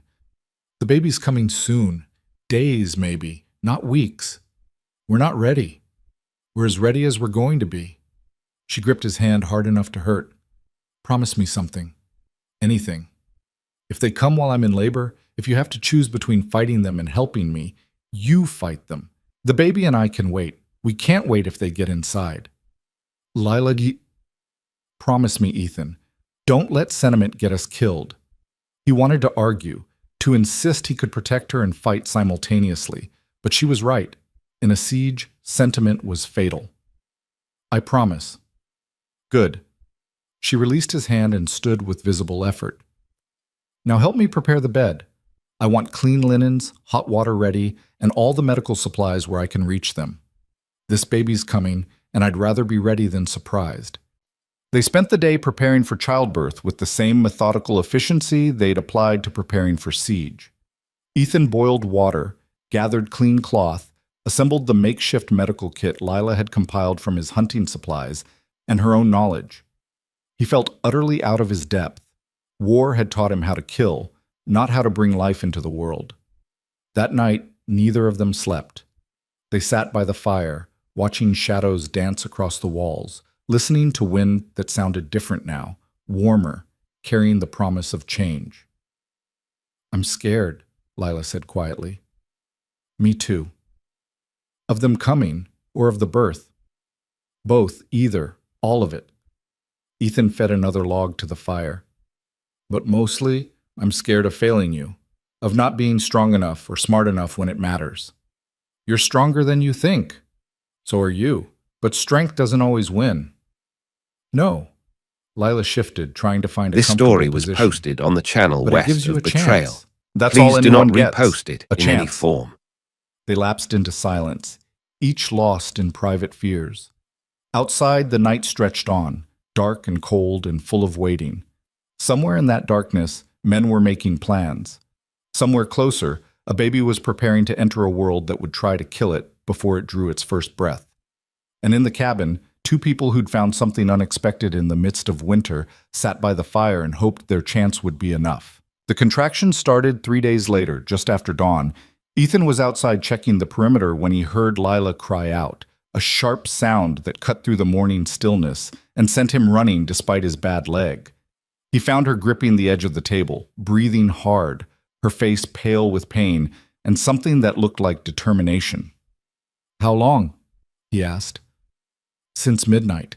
They were far apart at first. Now," she gasped as another contraction hit, her knuckles white against the wood. "Now they're coming faster." Ethan felt ice slide through his veins. What do I? "Water. I need hot water and clean cloth." Lila's voice was tight but controlled. "And stop looking at me like I'm dying. Women have been doing this since the beginning of time. Not all of them survived it. Then I'll just have to be one of the ones who does." She released the table and moved toward the bed with careful steps. "Help me lie down. And Ethan, if they come today, you remember your promise." "They won't come today." "You don't know that." She was right. He didn't. But as he helped her into bed and began heating water over the fire, Ethan found himself making bargains with forces he didn't believe in. Let her survive this. Let the baby survive this. Give us one more day before the violence comes. The morning stretched into afternoon, each hour marked by Lila's controlled breathing and the occasional cry she couldn't suppress. Ethan stayed close, following her terse instructions. More water, fresh cloths, help her walk when the pain got too intense to lie still. He felt utterly useless, his battlefield experience offering nothing useful for this kind of fight. "Talk to me," Lila said during a brief lull. "Distract me." "About what?" "Anything. Tell me about Ohio, your life before." Ethan searched for safe memories, things untainted by war or loss. "There was a creek behind our house. In summer, it ran clear enough to see every stone on the bottom. My younger sister and I used to catch crawdads there, race them against each other." "Who won?" "She did, always. She had a gift for picking the fastest ones." The memory came with unexpected warmth. She'd name them too, ridiculous names like Thunder and Lightning Strike. Get furious if I laughed. "What was her name?" "Catherine. Katie." He paused, surprised by how easily the words came. "She died of scarlet fever when she was 9. I was 14. Never forgave myself for being the one who survived." Lila reached for his hand. "It's not your fault any more than my mother's death was mine. Disease doesn't care about fairness." Another contraction hit before he could respond, and the moment for confession passed. But something had shifted, some final wall coming down between them. Whatever happened next, they'd face it without pretense. By evening, the contractions were coming in waves that left Lila gasping and shaking. Ethan had never felt more helpless. He could fight men, survive blizzards, endure any physical hardship. But this, watching someone he cared about in agony he couldn't fix, was a special This kind of story was torture. posted on the channel west "Something's of wrong," Betrayal. Lila Please said do through not gritted teeth. repost it in "The any baby form. should have come by now." "How do you know?" "My mother delivered dozens of babies. She always said if labor goes too long, it means—" She cried out, the pain clearly intensifying. "Something's wrong." Ethan's mind raced. They were days from the nearest doctor, assuming the pass was even navigable. No help was coming. Whatever happened, they had to manage it themselves. "Tell me what to do," he said. "I don't know." For the first time, Lila's control cracked, fear bleeding through. "I don't know." The next hours blurred together in a nightmare of blood and pain and desperate improvisation. Lila's strength was failing, her cries becoming weaker. Ethan found himself doing things he'd never imagined, Following half-remembered instructions, Lila gasped between contractions, trying to help a baby that seemed determined not to be born. Night fell. The cabin grew dark, except for firelight. Outside, the wind picked up. Not the brutal assault of deep winter, but the unstable gusts that marked the transitional season. Spring coming, bringing change and danger. Around midnight, something shifted. Lila's eyes went wide with pain and effort, and she gripped Ethan's hand with strength he didn't know she still possessed. "Now," she gasped. "It's happening now." Ethan had killed men, had watched friends die in mud and blood, had endured horrors that still visited him in dreams, but nothing in his experience prepared him for the raw, primitive terror of helping bring life into the world. The baby came in a rush of blood and fluid, small and silent and terrifyingly still. Ethan caught the tiny form in shaking hands, staring at features too delicate to be real. A girl, perfectly formed but not breathing. "Is she—" Lila's voice was barely a whisper. Ethan didn't answer. He was moving on instinct, clearing the baby's mouth and nose the way he'd seen army surgeons do with near-drowned soldiers. He breathed into the tiny lungs, gentle as he could manage with hands that had only known violence. Nothing. He tried again, refusing to accept failure. Not this, not after everything. The baby coughed, gasped, drew breath, and screamed, a sound so furious and alive it seemed to fill the entire world. Ethan felt something crack in his chest, some final barrier between who he'd been and who he might become. He wrapped the baby in clean cloth and placed her in Lila's arms, watching tears stream down her face as she held her daughter for the first time. "She's perfect," Lila whispered. "She's perfect." The baby was far from perfect by objective standards, red and wrinkled and smeared with blood. But as Ethan looked at her, at Lila, at this impossible thing they'd managed together, he understood what she meant. "What will you name her?" he asked. Lila studied the baby's face, one finger tracing the tiny features. "Hope. Her name is Hope." "That's good. That's right." Ethan left them alone long enough to clean up, disposing of bloody linens, heating fresh water, preparing broth for Lila, who needed to rebuild her strength. When he returned, he found both mother and child asleep, Hope cradled against Lila's chest with perfect security. He stood watching them, feeling the weight of new responsibilities settle over him like armor. This fragile thing they'd created, not just the baby, but the family unit implied by its existence, was worth protecting, worth fighting for, worth dying for, if it came to that. Outside, the wind shifted. Ethan moved to the window and froze. In the valley below, 3 small lights flickered in the darkness. Campfires. Close enough to see, which meant close enough to reach the cabin by morning. They'd come. Ethan checked his rifle with automatic efficiency, mind already calculating fields of fire and defensive positions. The exhaustion from the long day tried to drag him down, but adrenaline overrode it. Sleep was a luxury he couldn't afford. He sat by the window through the night, watching those distant fires, waiting for movement. Lila and Hope slept on, oblivious to the threat gathering below. Ethan was glad. Let them have this peace while it lasted. Dawn came gray and cold, the sun obscured by clouds that promised more snow. The fires in the valley had gone out, but Ethan could see movement, 3 riders making their way up the trail toward his cabin. They moved with the casual confidence of men who believed surprise was on their side. They were wrong. Ethan had prepared for this. Every approach to the cabin was covered, every defensive position established. He woke Lila gently, hating to disturb her rest, but knowing she needed to know. "They're here," he said quietly. Lila's eyes snapped open, immediately alert despite exhaustion. "How many?" "3 that I can see. Could be more, I can't." She sat up carefully, Hope still sleeping against her chest. "What do we do?" "You stay in bed with the baby. Keep her quiet if you can. I'll handle this." "Ethan, I know what I'm doing. Trust me." He moved to the firing ports he'd cut in the shutters, positioning himself where he could cover the main approach. "If shooting starts, get on the floor and stay there. Understand?" Lila nodded, fear and trust warring in her expression. "Be careful." Always am. The riders came closer, moving cautiously now as they entered range. Ethan studied them through the rifle's sights, hard men with trail-worn clothes and weapons carried with casual familiarity. The lead rider matched the description from the wanted poster, tall, lean, with dark hair and a scar cutting across his left cheek. Marcus Tate. Ethan let them approach to within 100 yards before firing a warning shot that kicked up snow 10 feet in front of the lead horse. The animals spooked, and the riders pulled up short, hands moving toward weapons. "That's close enough," Ethan called out. "State your business." Marcus controlled his horse with expert ease, scanning the cabin with cold assessment.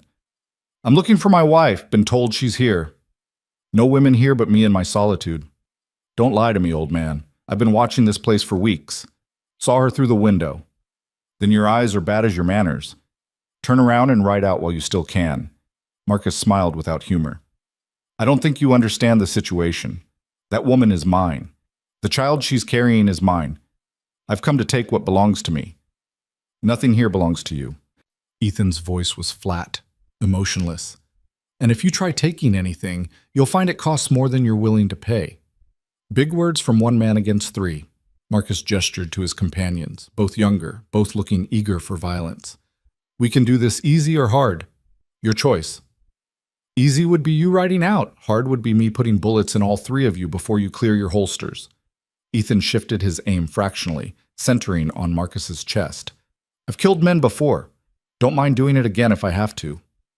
For a long moment, the tableau held. 3 riders facing a shuttered cabin, tension thick enough to taste. Then Marcus raised a hand, halting his companion's movement toward their weapons. "You're making a mistake," he said. "I always collect what's mine. Always." "Then you'll die trying.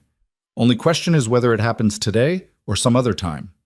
Marcus studied the cabin for another long moment, calculating odds. Then he wheeled his horse around and rode back down the trail, his companions following.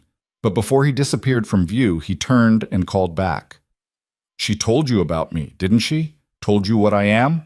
His voice carried clearly in the cold air. "But I wonder if she mentioned what she took from me, what she stole."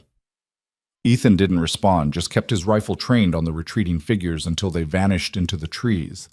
Only then did he allow himself to breathe. Behind him, Lila had gone white. "What does he mean? What did I supposedly steal?" "Doesn't matter. He's gone. For now, but he'll be back." She shifted Hope carefully, the baby starting to fuss. "He doesn't give up, ever. Neither do I." Ethan moved away from the window, checking other sight lines. He was testing defenses, seeing what he's up against. Next time he comes, he'll come prepared. "How long do we have?" "Hours? Maybe a day if we're lucky." He began gathering additional ammunition, distributing it to different positions throughout the cabin. They'll pull back, make a plan, wait for the right moment. Lila fed Hope while watching Ethan prepare with the calm of someone who'd accepted the inevitable. "You should leave. Take what supplies you need and go. This isn't your fight." "It became my fight the moment you walked into my life." That's sentiment talking. Maybe. But it's also logic. They saw me defend you. That makes me a target whether I stay or go. He checked the barricades on the door, testing their strength. "At least here, I've got defensive advantage. Against 3 armed men, 4 if the scout joins them. I've faced worse odds. And survived by running, not fighting." Ethan turned to face her directly. "I'm done running. From memories, from responsibility, from anything that might require me to feel something. You changed that. Hope changed that." He gestured at the baby in her arms. "I'm not walking away from the first thing This that's story mattered was to me in a posted on the decade." channel west of Lila's the trail. eyes filled with Please tears. do not She quickly repost blinked it in away. any form. "You're a fool." "Probably. But I'm your fool, if you'll have me." A sound outside cut off her response. The crack of a branch, too deliberate to be wind. Ethan was at the window instantly, rifle ready. Nothing moved in the visible forest, but the hair on his neck stood up. They were being watched again. The day passed in tense waiting. Hope cried periodically, needing to be fed and changed, her small sounds impossibly loud in the silent cabin. Lila moved slowly, still recovering from the birth, but she insisted on helping, loading weapons, preparing ammunition, doing what she could despite her weakness. "I should have told you," she said during a lull. Told me what? About the money. What Marcus meant. She kept her eyes on the rifle she was loading. The gang robbed a payroll shipment, $40,000. They buried it near the camp, planned to let things cool down before dividing it up. Ethan felt cold understanding settle in his gut. And you took it. I took the map showing where it was buried, burned it after I memorized the location. Lila met his gaze. I figured if I had to run, I should have something to run with. Enough money to start over somewhere far away. Where is it? The money? Still buried. I never went back for it, too dangerous. She laughed without humor. So I'm living in poverty while $40,000 sits in the ground 200 miles away. Ironic, isn't it? That's what he really wants. Not you, not Hope. The money. He wants all three. I'm property that escaped. The baby's an insult to his ownership. And the money, she shrugged. The money's just business. Ethan processed this new information, recalculating. If you told him where it was, he'd kill me the moment he recovered it. Kill Hope, too, probably. She's evidence of my betrayal, proof I belonged to him and left anyway. Lila's voice was matter-of-fact, stating simple truth. There's no negotiating with Marcus, never was. Night fell again, and with it came the attack. It started with fire, flaming arrows arcing through the darkness to land on the roof, in the snow around the cabin, anywhere that might catch. Ethan had prepared for this too, keeping buckets of water and snow ready. He climbed to the loft despite his legs' protest and beat out flames before they could take hold, working frantically while Lila kept watch at the windows. Movement east side, she called up. Ethan descended fast enough to make his vision swim and took position at the eastern firing port. A figure darted between trees using darkness and cover to advance. Ethan led the target and fired, heard a cry and a crash. Hit, but probably not fatal. North side now, Lila reported. They were probing defenses, trying to find weak points. Ethan fired twice more, keeping attackers at distance but not scoring clean hits. The darkness worked against accuracy, turned every shadow into potential threat. Then silence. No movement. No sound except wind and Hope's faint crying from where Lila had placed her in a padded box on the floor, protected as much as possible. They're planning something, Ethan said, or retreating. Marcus doesn't retreat. The explosion came from the lean-to, homemade explosives, or dynamite. Ethan couldn't tell which. The blast shook the cabin and sent the horse screaming into the night. Secondary explosions followed as stored equipment ignited. Ethan realized the strategy immediately. Destroy their resources, force them into desperation, make the siege a waiting game where time favored the attackers. We need to stop them, Lila said. We need to survive them, that's all. Ethan moved between firing ports, watching for follow-up attacks. They want us panicked, making mistakes. We stay calm, stay defensive. But staying defensive meant watching their survival margin narrow with each destroyed resource. The lean-to was gone. The horse was probably miles away by now. Their stored equipment, traps, tools, extra supplies, was burning or buried under collapsed timber. Dawn brought a temporary ceasefire. Ethan used the light to assess damage and was grimly unsurprised by what he found. They'd lost nearly half their defensive perimeter, multiple supply caches, and the lean-to that had provided critical storage. Worse, he could see movement in the forest, not 3 men now, but at least 5. Marcus had brought reinforcements, or the scout had joined them. Either way, the odds had worsened. Inside, Lila was feeding Hope, her face drawn with exhaustion and fear. The baby seemed oblivious to the danger, making small, contented sounds while nursing. We can't hold forever, Lila said quietly. Don't need forever. Just until the pass opens enough for help to reach us. That could be weeks. Then we hold for weeks. But they both knew it was bravado. Their supplies were finite, their defensive positions compromised. Marcus could afford patience now, just wait them out, starve them into surrender. Unless Ethan changed the game. I'm going out there, he said. Lila's head snapped up. That's suicide. Staying here is slower suicide. They've got us trapped, and time's on their side. He began gathering weapons and ammunition. I'll circle around, come at them from an unexpected angle. Even the odds. Even the odds means you against 5 men. That's death. Maybe. But it's also the only play we've got. Ethan checked his rifle, his pistol, the hunting knife he kept razor sharp. I'm good at this, Lila. Better than you know. War taught me how to kill, and I remember the lessons. I don't want you to die for me. I'm not dying for you. I'm living for you. There's a difference. He moved to the door, then paused. If I don't come back, don't. If I don't come back, he continued, wait until dark and run. Take hope and whatever supplies you can carry and run south. Follow the creek bed. It'll lead you to Timber Falls eventually. There are people there who'll help. Ethan, promise me. Lila's eyes were bright with tears she refused to shed. I promise. Now you promise me something. What? Come back. Her voice broke slightly. We need you. I need you. So come back. He wanted to promise, wanted to offer certainty, but honesty mattered more. I'll try. That's the best I can do. Ethan slipped out the back way, using terrain he knew intimately to move unseen through the forest. His leg throbbed with each step, but adrenaline overrode the pain. He'd fought with worse injuries, survived worse circumstances. The gang had made camp in a small clearing 300 yards from the cabin, close enough to maintain the siege, far enough to feel safe from return fire. Ethan counted 5 men, Marcus and 4 others, all armed, all looking confident in their tactical advantage. He circled to a position upslope and upwind, checking angles and escape routes with automatic precision. Then he settled into the snow and began killing. The first man died without knowing danger existed, Ethan's bullet taking him through the chest while he poured coffee. The second managed to shout before the next round silenced him permanently.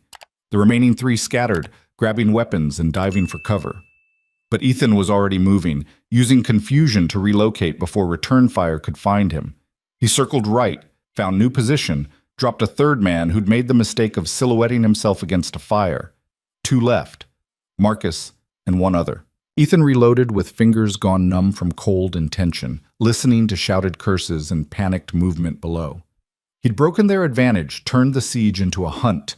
Now came the dangerous part, finishing what he'd started before they rallied. Movement to his left, the 4th man, trying to flank. Ethan swung his rifle and fired, heard the impact and a scream. Not a clean kill, but enough to put the man down. That left Marcus. Ethan waited, controlling his breathing, ignoring the pain in his leg and the cold eating through his clothes. Marcus was smart, experienced, dangerous. He wouldn't panic or make obvious mistakes. Time stretched. Birds fell silent. Wind carried the smell of gunpowder and blood. Then Marcus's voice cut through the stillness. Good shooting, old man. Better than I expected. Ethan didn't respond, just kept scanning for movement. She's not worth dying for, you know. Whatever she told you, whatever lies she fed you, she's a thief and a liar. There was still nothing from Ethan. Let him talk. Talking men made mistakes. That baby isn't even mine. You know that, right? She was pregnant when I met her. Tricked me into thinking otherwise. It was a lie, transparent and desperate. But it told Ethan something useful. Marcus was trying to provoke response, which meant he didn't have a clear shot. Tell you what, Marcus continued. You walk away now, I'll let you live. The woman and the brat are all I want. You can keep your miserable mountain. Ethan spotted movement, a shadow shifting behind a fallen log. He aimed carefully, but Marcus was too experienced to expose himself fully. Last chance, Marcus called. Walk away, or die defending someone else's whore. That was meant to provoke. Ethan didn't bite. He just waited. This story was posted on the channel West of Betrayal. Please do not repost 10 minutes later, in any form. A fractional shift of position that exposed Marcus's head for perhaps 2 seconds. Ethan fired, saw a bark explode where Marcus's skull had been an instant before. Close. Too close. Return fire came immediately, accurate enough to force Ethan into cover. Marcus had marked his position now. The advantage was slipping away. Ethan made a decision. Couldn't win a protracted engagement, not injured and outnumbered. Time to change tactics. He began falling back toward the cabin, moving deliberately, making just enough noise to be tracked. Drawing Marcus out of cover into terrain Ethan controlled absolutely. The trap he'd set 2 weeks ago waited 50 yards from the cabin. A deadfall rigged with tripwire, positioned where pursuit would naturally flow. Ethan led Marcus straight toward it, using his own body as bait. He heard the pursuit, boots crunching through snow, someone breathing hard with exertion or rage. Getting closer. Almost there. The wire caught Marcus at ankle height. The deadfall, 100 pounds of stone and timber, came down with lethal force. Ethan heard the impact, the cut-off scream, then silence. He limped back carefully, rifle ready for deception or desperate final attack. But Marcus Tate lay pinned beneath the deadfall, legs crushed, blood spreading across the snow. His pistol had fallen beyond reach. His eyes were wide with pain and shock. "Should have taken the offer," Ethan said quietly. Marcus coughed blood. "She's still mine. Always will be." "No, she's her own. That's what you never understood." "The money," Marcus gasped. Tell her I'll haunt her. Every dollar she spends.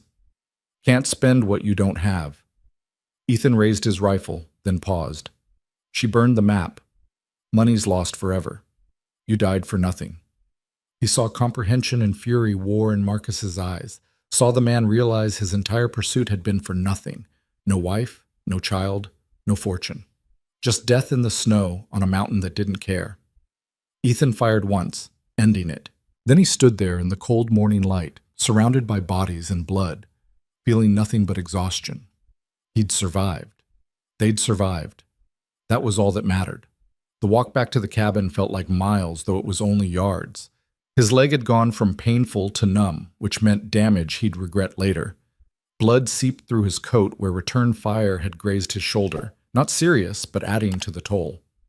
When he opened the cabin door, Lila looked up from where she sat on the bed with hope. Her face went through a rapid evolution of expressions. Relief, joy, then horror as she saw his injuries. "You're hurt." "I'm alive, so are you, so is hope." He closed the door and barred it with shaking hands. "That's what matters." "Marcus?" "Dead. All of them dead." Lila closed her eyes, and Ethan couldn't tell if what he saw was grief or relief or just exhaustion. "It's really over?" "It's over." She stood carefully, still holding hope, and crossed to him.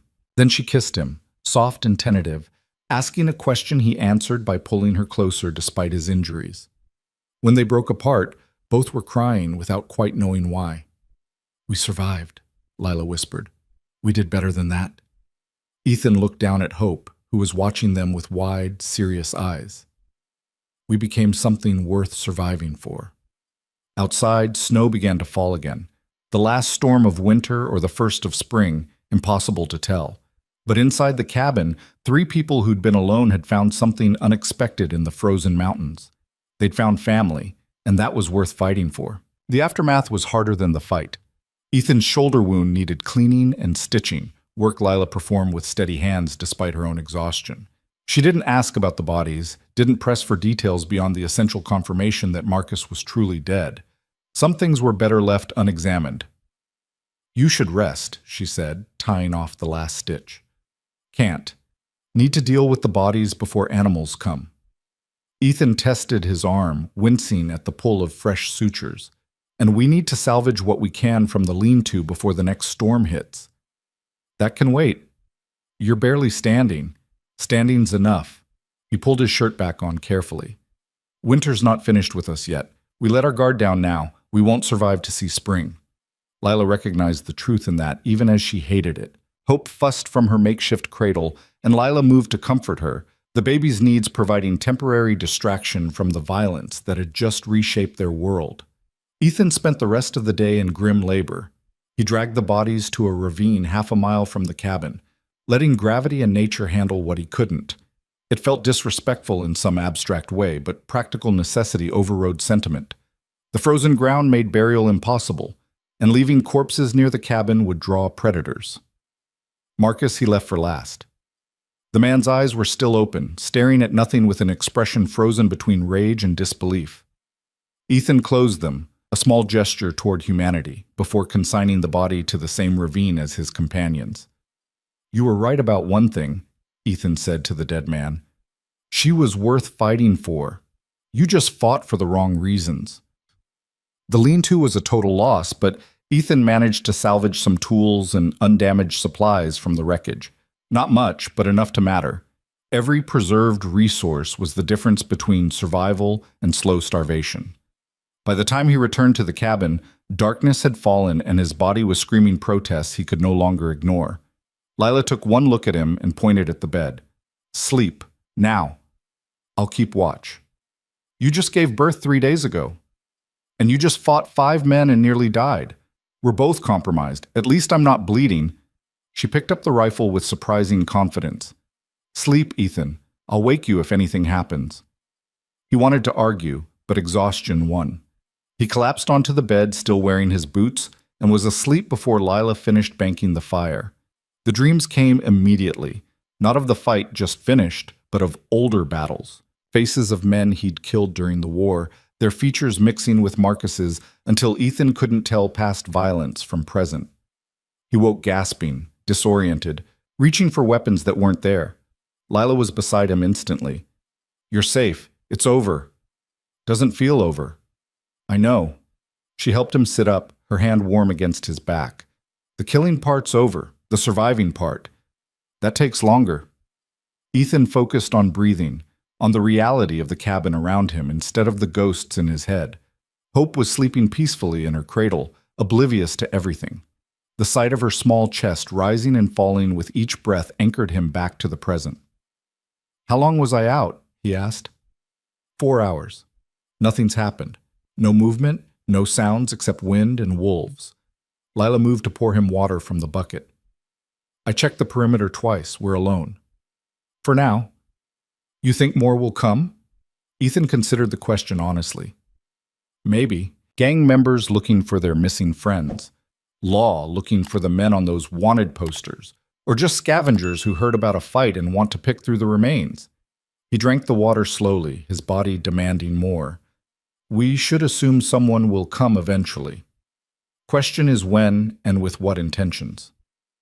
So we stay ready. We stay ready, Ethan agreed. But first, we survive the next few weeks. The thaw's coming, but it'll bring its own problems. Flooding, mud, unstable trails. Plus, we're down to minimal supplies after what they destroyed. Lila returned to the window, scanning the darkness with the vigilance of someone who'd learned that safety was temporary. We've survived worse. Together we have. Ethan stood, testing his leg and shoulder. Both protested, but held. Alone. I wouldn't have lasted past December. You wouldn't have made it through the birth. So we're even. No. We're something better than even. He moved to stand beside her, close enough to feel her warmth. We're necessary to each other. That's worth more than debt paid. Lila looked at him, something soft and complicated in her expression. When I first came here, I was just looking for shelter, a place to hide until the baby came. I never expected... She paused, searching for words. I never expected to find home. This mountain's harsh, unforgiving. Most people couldn't survive a season here. Most people didn't have you teaching them. She smiled slightly, or a reason to survive that mattered more than comfort. Hope stirred in her sleep, making small sounds that pulled Lila's attention. She moved to check on her daughter, adjusting the blankets with automatic care. Watching them, Ethan felt the same strange tightness in his chest that had come when Hope first drew breath, a feeling he'd thought died with his wife and unborn child all those years ago. I meant what I said before, he told Lila, about you staying out, not just through spring, but permanently, if you want. What would that look like? Us, I mean. However we want it to look. This story was posted Ethan on the moved channel closer, west of choosing Betrayal. words carefully. Please do not repost I'm not it in asking any you to form. replace what you lost or pretend the past didn't happen. I'm just offering partnership. Someone to help with the work, share the burden, raise hope somewhere she can grow strong. And what do you get from this partnership? Purpose. Company. A reason to be something more than a man waiting to die alone on a mountain. He gestured at the cabin, at Hope, at her. You reminded me that surviving isn't the same as living. I'd like to try the second one for a change. Lila was quiet for a long moment, studying his face in the firelight. This isn't pity? You're not just trying to rescue another broken thing. You're not broken. Bent maybe, same as me, but not broken. Ethan reached out slowly, giving her time to pull away, and took her hand.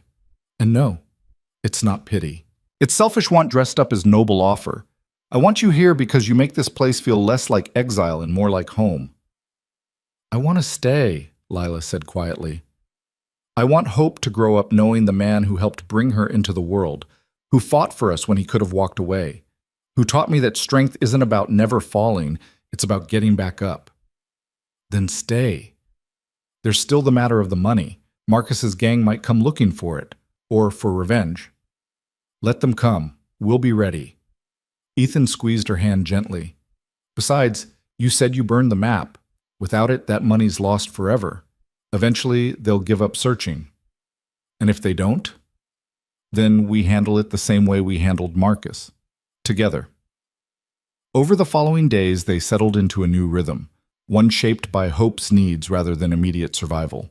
The baby demanded feeding every few hours, diaper changes, constant warmth and attention. Lila moved through it all with the automatic competence of exhaustion, while Ethan learned the particular panic of holding something so small and fragile. Support her head, Lila instructed, watching him cradle Hope with the wariness of someone handling explosives. She won't break. She might, she's so small. She's tougher than she looks. She's your daughter in that way. The casual possessive startled them both. Ethan met Lila's gaze, saw the flicker of uncertainty there, the unspoken question about boundaries and definitions. If you want her to be, Lila added quickly. I mean, I know she's not actually. I was there when she was born. Breathed life into her lungs when she wouldn't breathe. That makes her mine in every way that matters. Ethan looked down at Hope, who was watching him with serious, dark eyes. Blood doesn't make family. Choice does. And I choose this. Lila's eyes filled with tears. She blinked away quickly. Thank you. Nothing to thank. I'm being selfish again. Then I like your selfishness. March deepened, bringing warmer days and the first real hints of spring. Snow began to melt in earnest, creating rivers where creeks had been and turning the forest floor into treacherous mud. The trap lines became harder to check, and twice Ethan had to abandon routes entirely when flooding made them impassable. But the warming also meant the pass was opening. Within weeks, maybe days, it would be navigable again. Travel would resume, and with it, all the complications of the world beyond their mountain. One afternoon, while Ethan was checking the northern perimeter, he found fresh horse tracks. Multiple animals, moving in formation. His first instinct was to grab his rifle and prepare for another siege. Then he noticed details that suggested something different. These weren't outlaws trying to move quietly. This was a deliberate, open approach. He returned to the cabin quickly. Someone's coming. Multiple riders. Could be law, could be military patrol, could be trouble in different clothes. Lila's hand moved protectively to where Hope was sleeping against her chest. What do? We meet them openly. Show we've got nothing to hide. He checked his rifle anyway, chambering around. But we stay alert. Trust has to be earned. The riders appeared an hour later, 5 men in civilian clothes, but with the bearing and organization of military or law enforcement. The lead rider carried himself with the easy confidence of someone who'd seen violence and knew how to handle it. He raised a hand in greeting when he spotted Ethan. Afternoon, we're looking for a group of men, outlaws out of Wyoming. Been tracking them for 3 weeks. Trail led here. You're a few days late, Ethan said. They came, caused trouble, and died for it. The lead rider's expression sharpened with interest. All of them? 5 men. Leader named Marcus Tate. Rest I didn't bother getting names from. Can you show us the bodies? Ethan led them to the ravine. The corpses were partly frozen, partly scavenged by animals, but still identifiable. The lead rider examined each one with professional detachment, then nodded. That's them. That's Tate and 4 of his gang. He looked at Ethan with new respect. You did this alone? Had help and motivation. Ethan gestured back toward the cabin. They came for something they thought was theirs, found out different. There's reward money on these men. $500 for Tate, $100 each for the others. That's $900 coming to you. Ethan blinked, caught off guard. $900 was more money than he'd seen in 5 years of trapping. I didn't do it for money. Doesn't matter. Law says rewards for capture or kill, and you killed them clean. The man pulled out a notebook and pencil. Need your name for the paperwork. Ethan Cross. You live here year-round, Mr. Cross? 5 years now.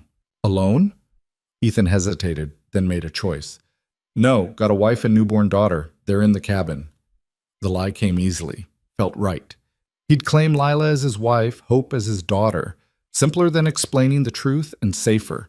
A married woman with a child had protection under law that a fugitive with a stolen baby didn't. The man noted this without comment. We'll need to ask your wife a few questions. Routine.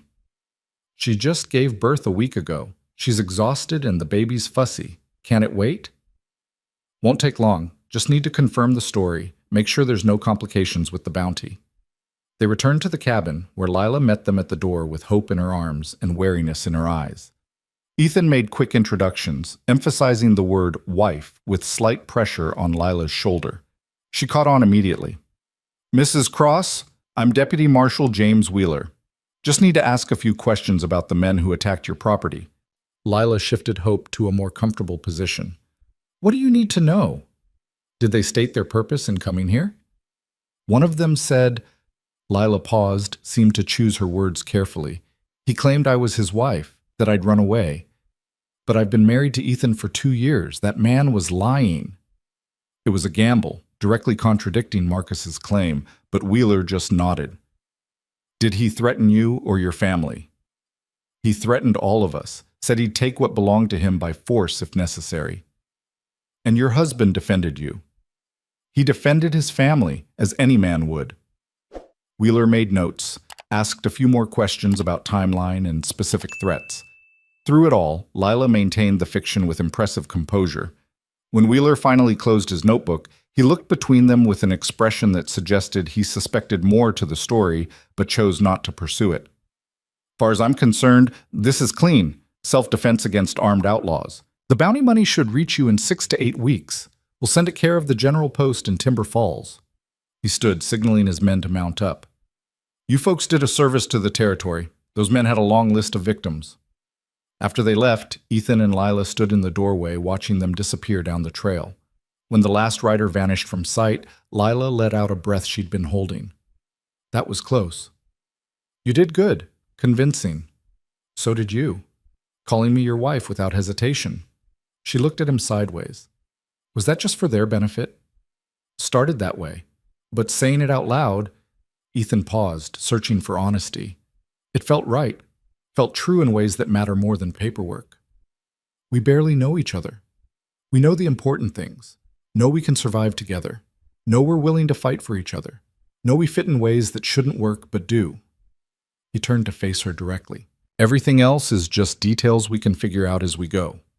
Lila studied his face, then smiled, genuine and warm.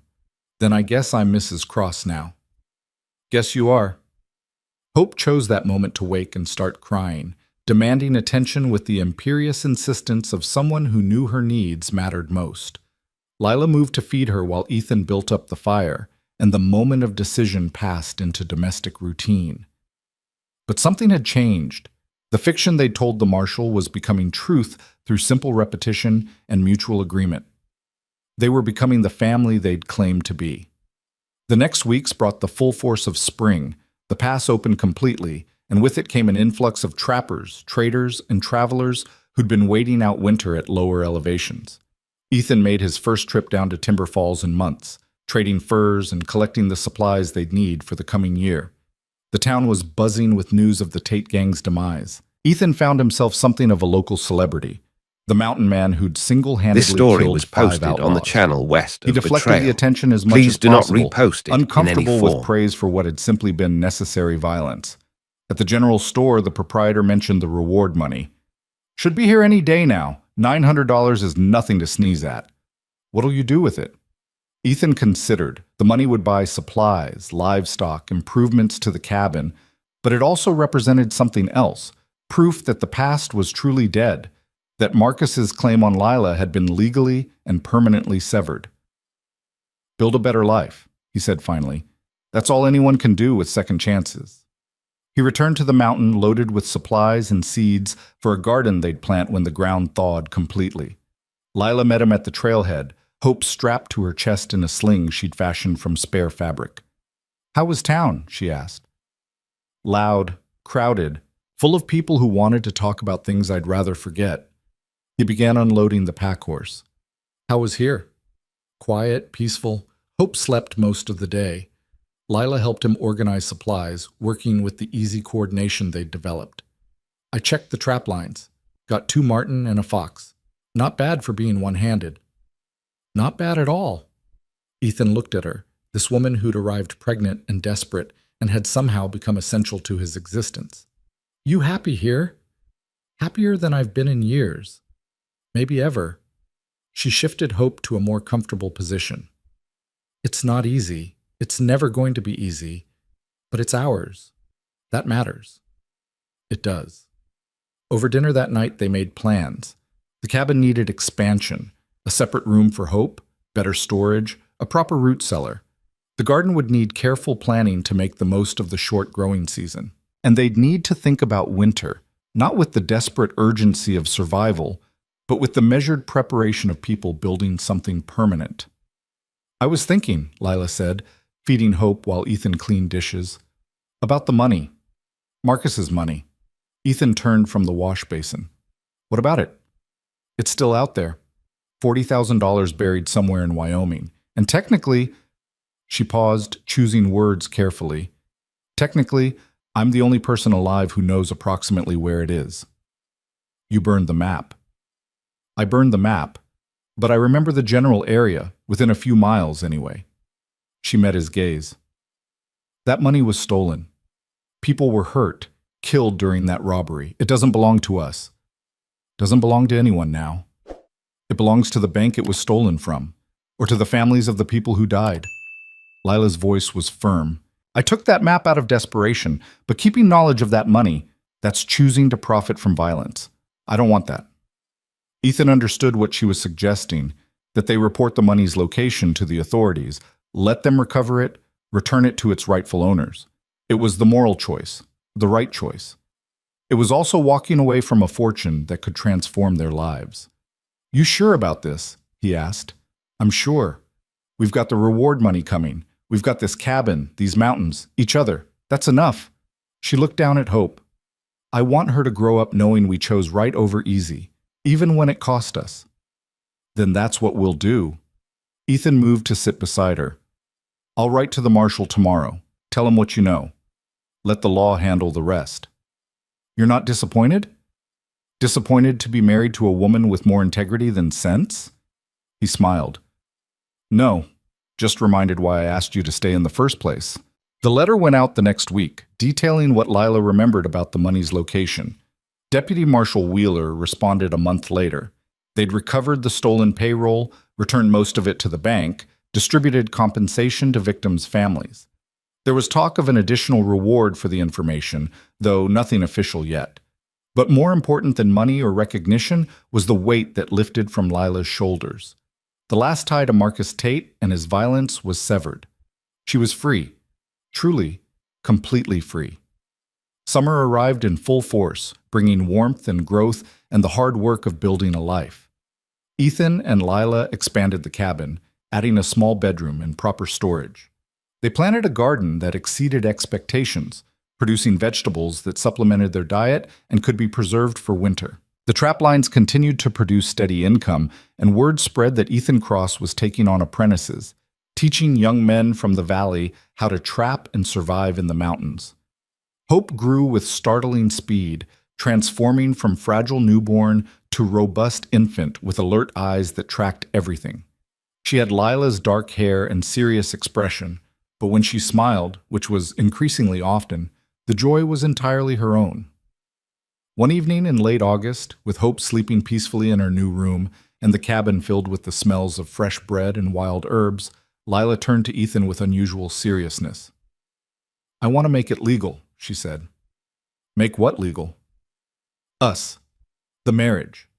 Right now it's just a fiction we told to protect me. I want it to be real." Ethan set down the harness he'd been mending. "You asking me to marry you properly?" "I suppose I am, unless you'd rather do the asking. I already did back in February. You just took your time answering." He moved closer, taking her hands in his. But if you want words and formality, I'll give them. Lila Mercer, would you do me the honor of becoming my wife in truth as well as name? I would. Yes, absolutely yes. They married a week later in Timber Falls, with Deputy Marshal Wheeler standing as witness and half the town attending out of curiosity about the notorious mountain man and his mysterious wife. It was simple.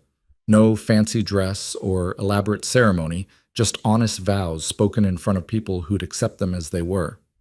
When the minister pronounced them husband and wife, Ethan kissed Lila with the same tentative wonder he'd felt the first time, as if he still couldn't quite believe this was real. She kissed him back with certainty and strength, and something clicked into place, a final piece of a puzzle neither had known they were assembling. Afterward, at the small celebration in the town hall, an elderly woman approached Lila with Hope in her arms. She's beautiful, looks just like her mother. Thank you, Lila said, taking her daughter back.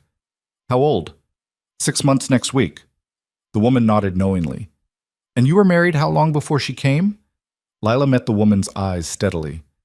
Long enough to know we wanted her. That's all that matters. It was a statement of fact and a boundary, delivered with the quiet confidence of someone who'd survived enough judgment to be immune to it. The woman backed down, and the moment passed. But later, as they rode back up the mountain together, Ethan leading the pack horse, Lila cradling Hope, she brought it up. People will always whisper, always wonder about the timing, the circumstances. Let them wonder, Ethan said. We know the truth. Hope will know the truth. Everyone else can speculate all they want. And what is the truth?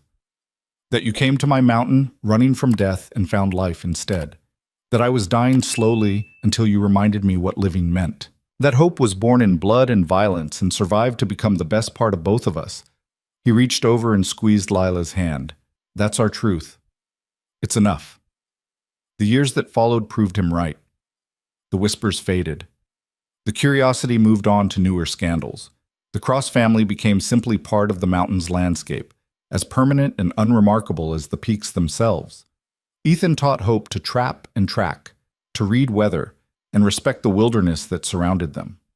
Lila taught her to cook and sew, to be strong without being hard, to choose compassion when possible and steel when necessary.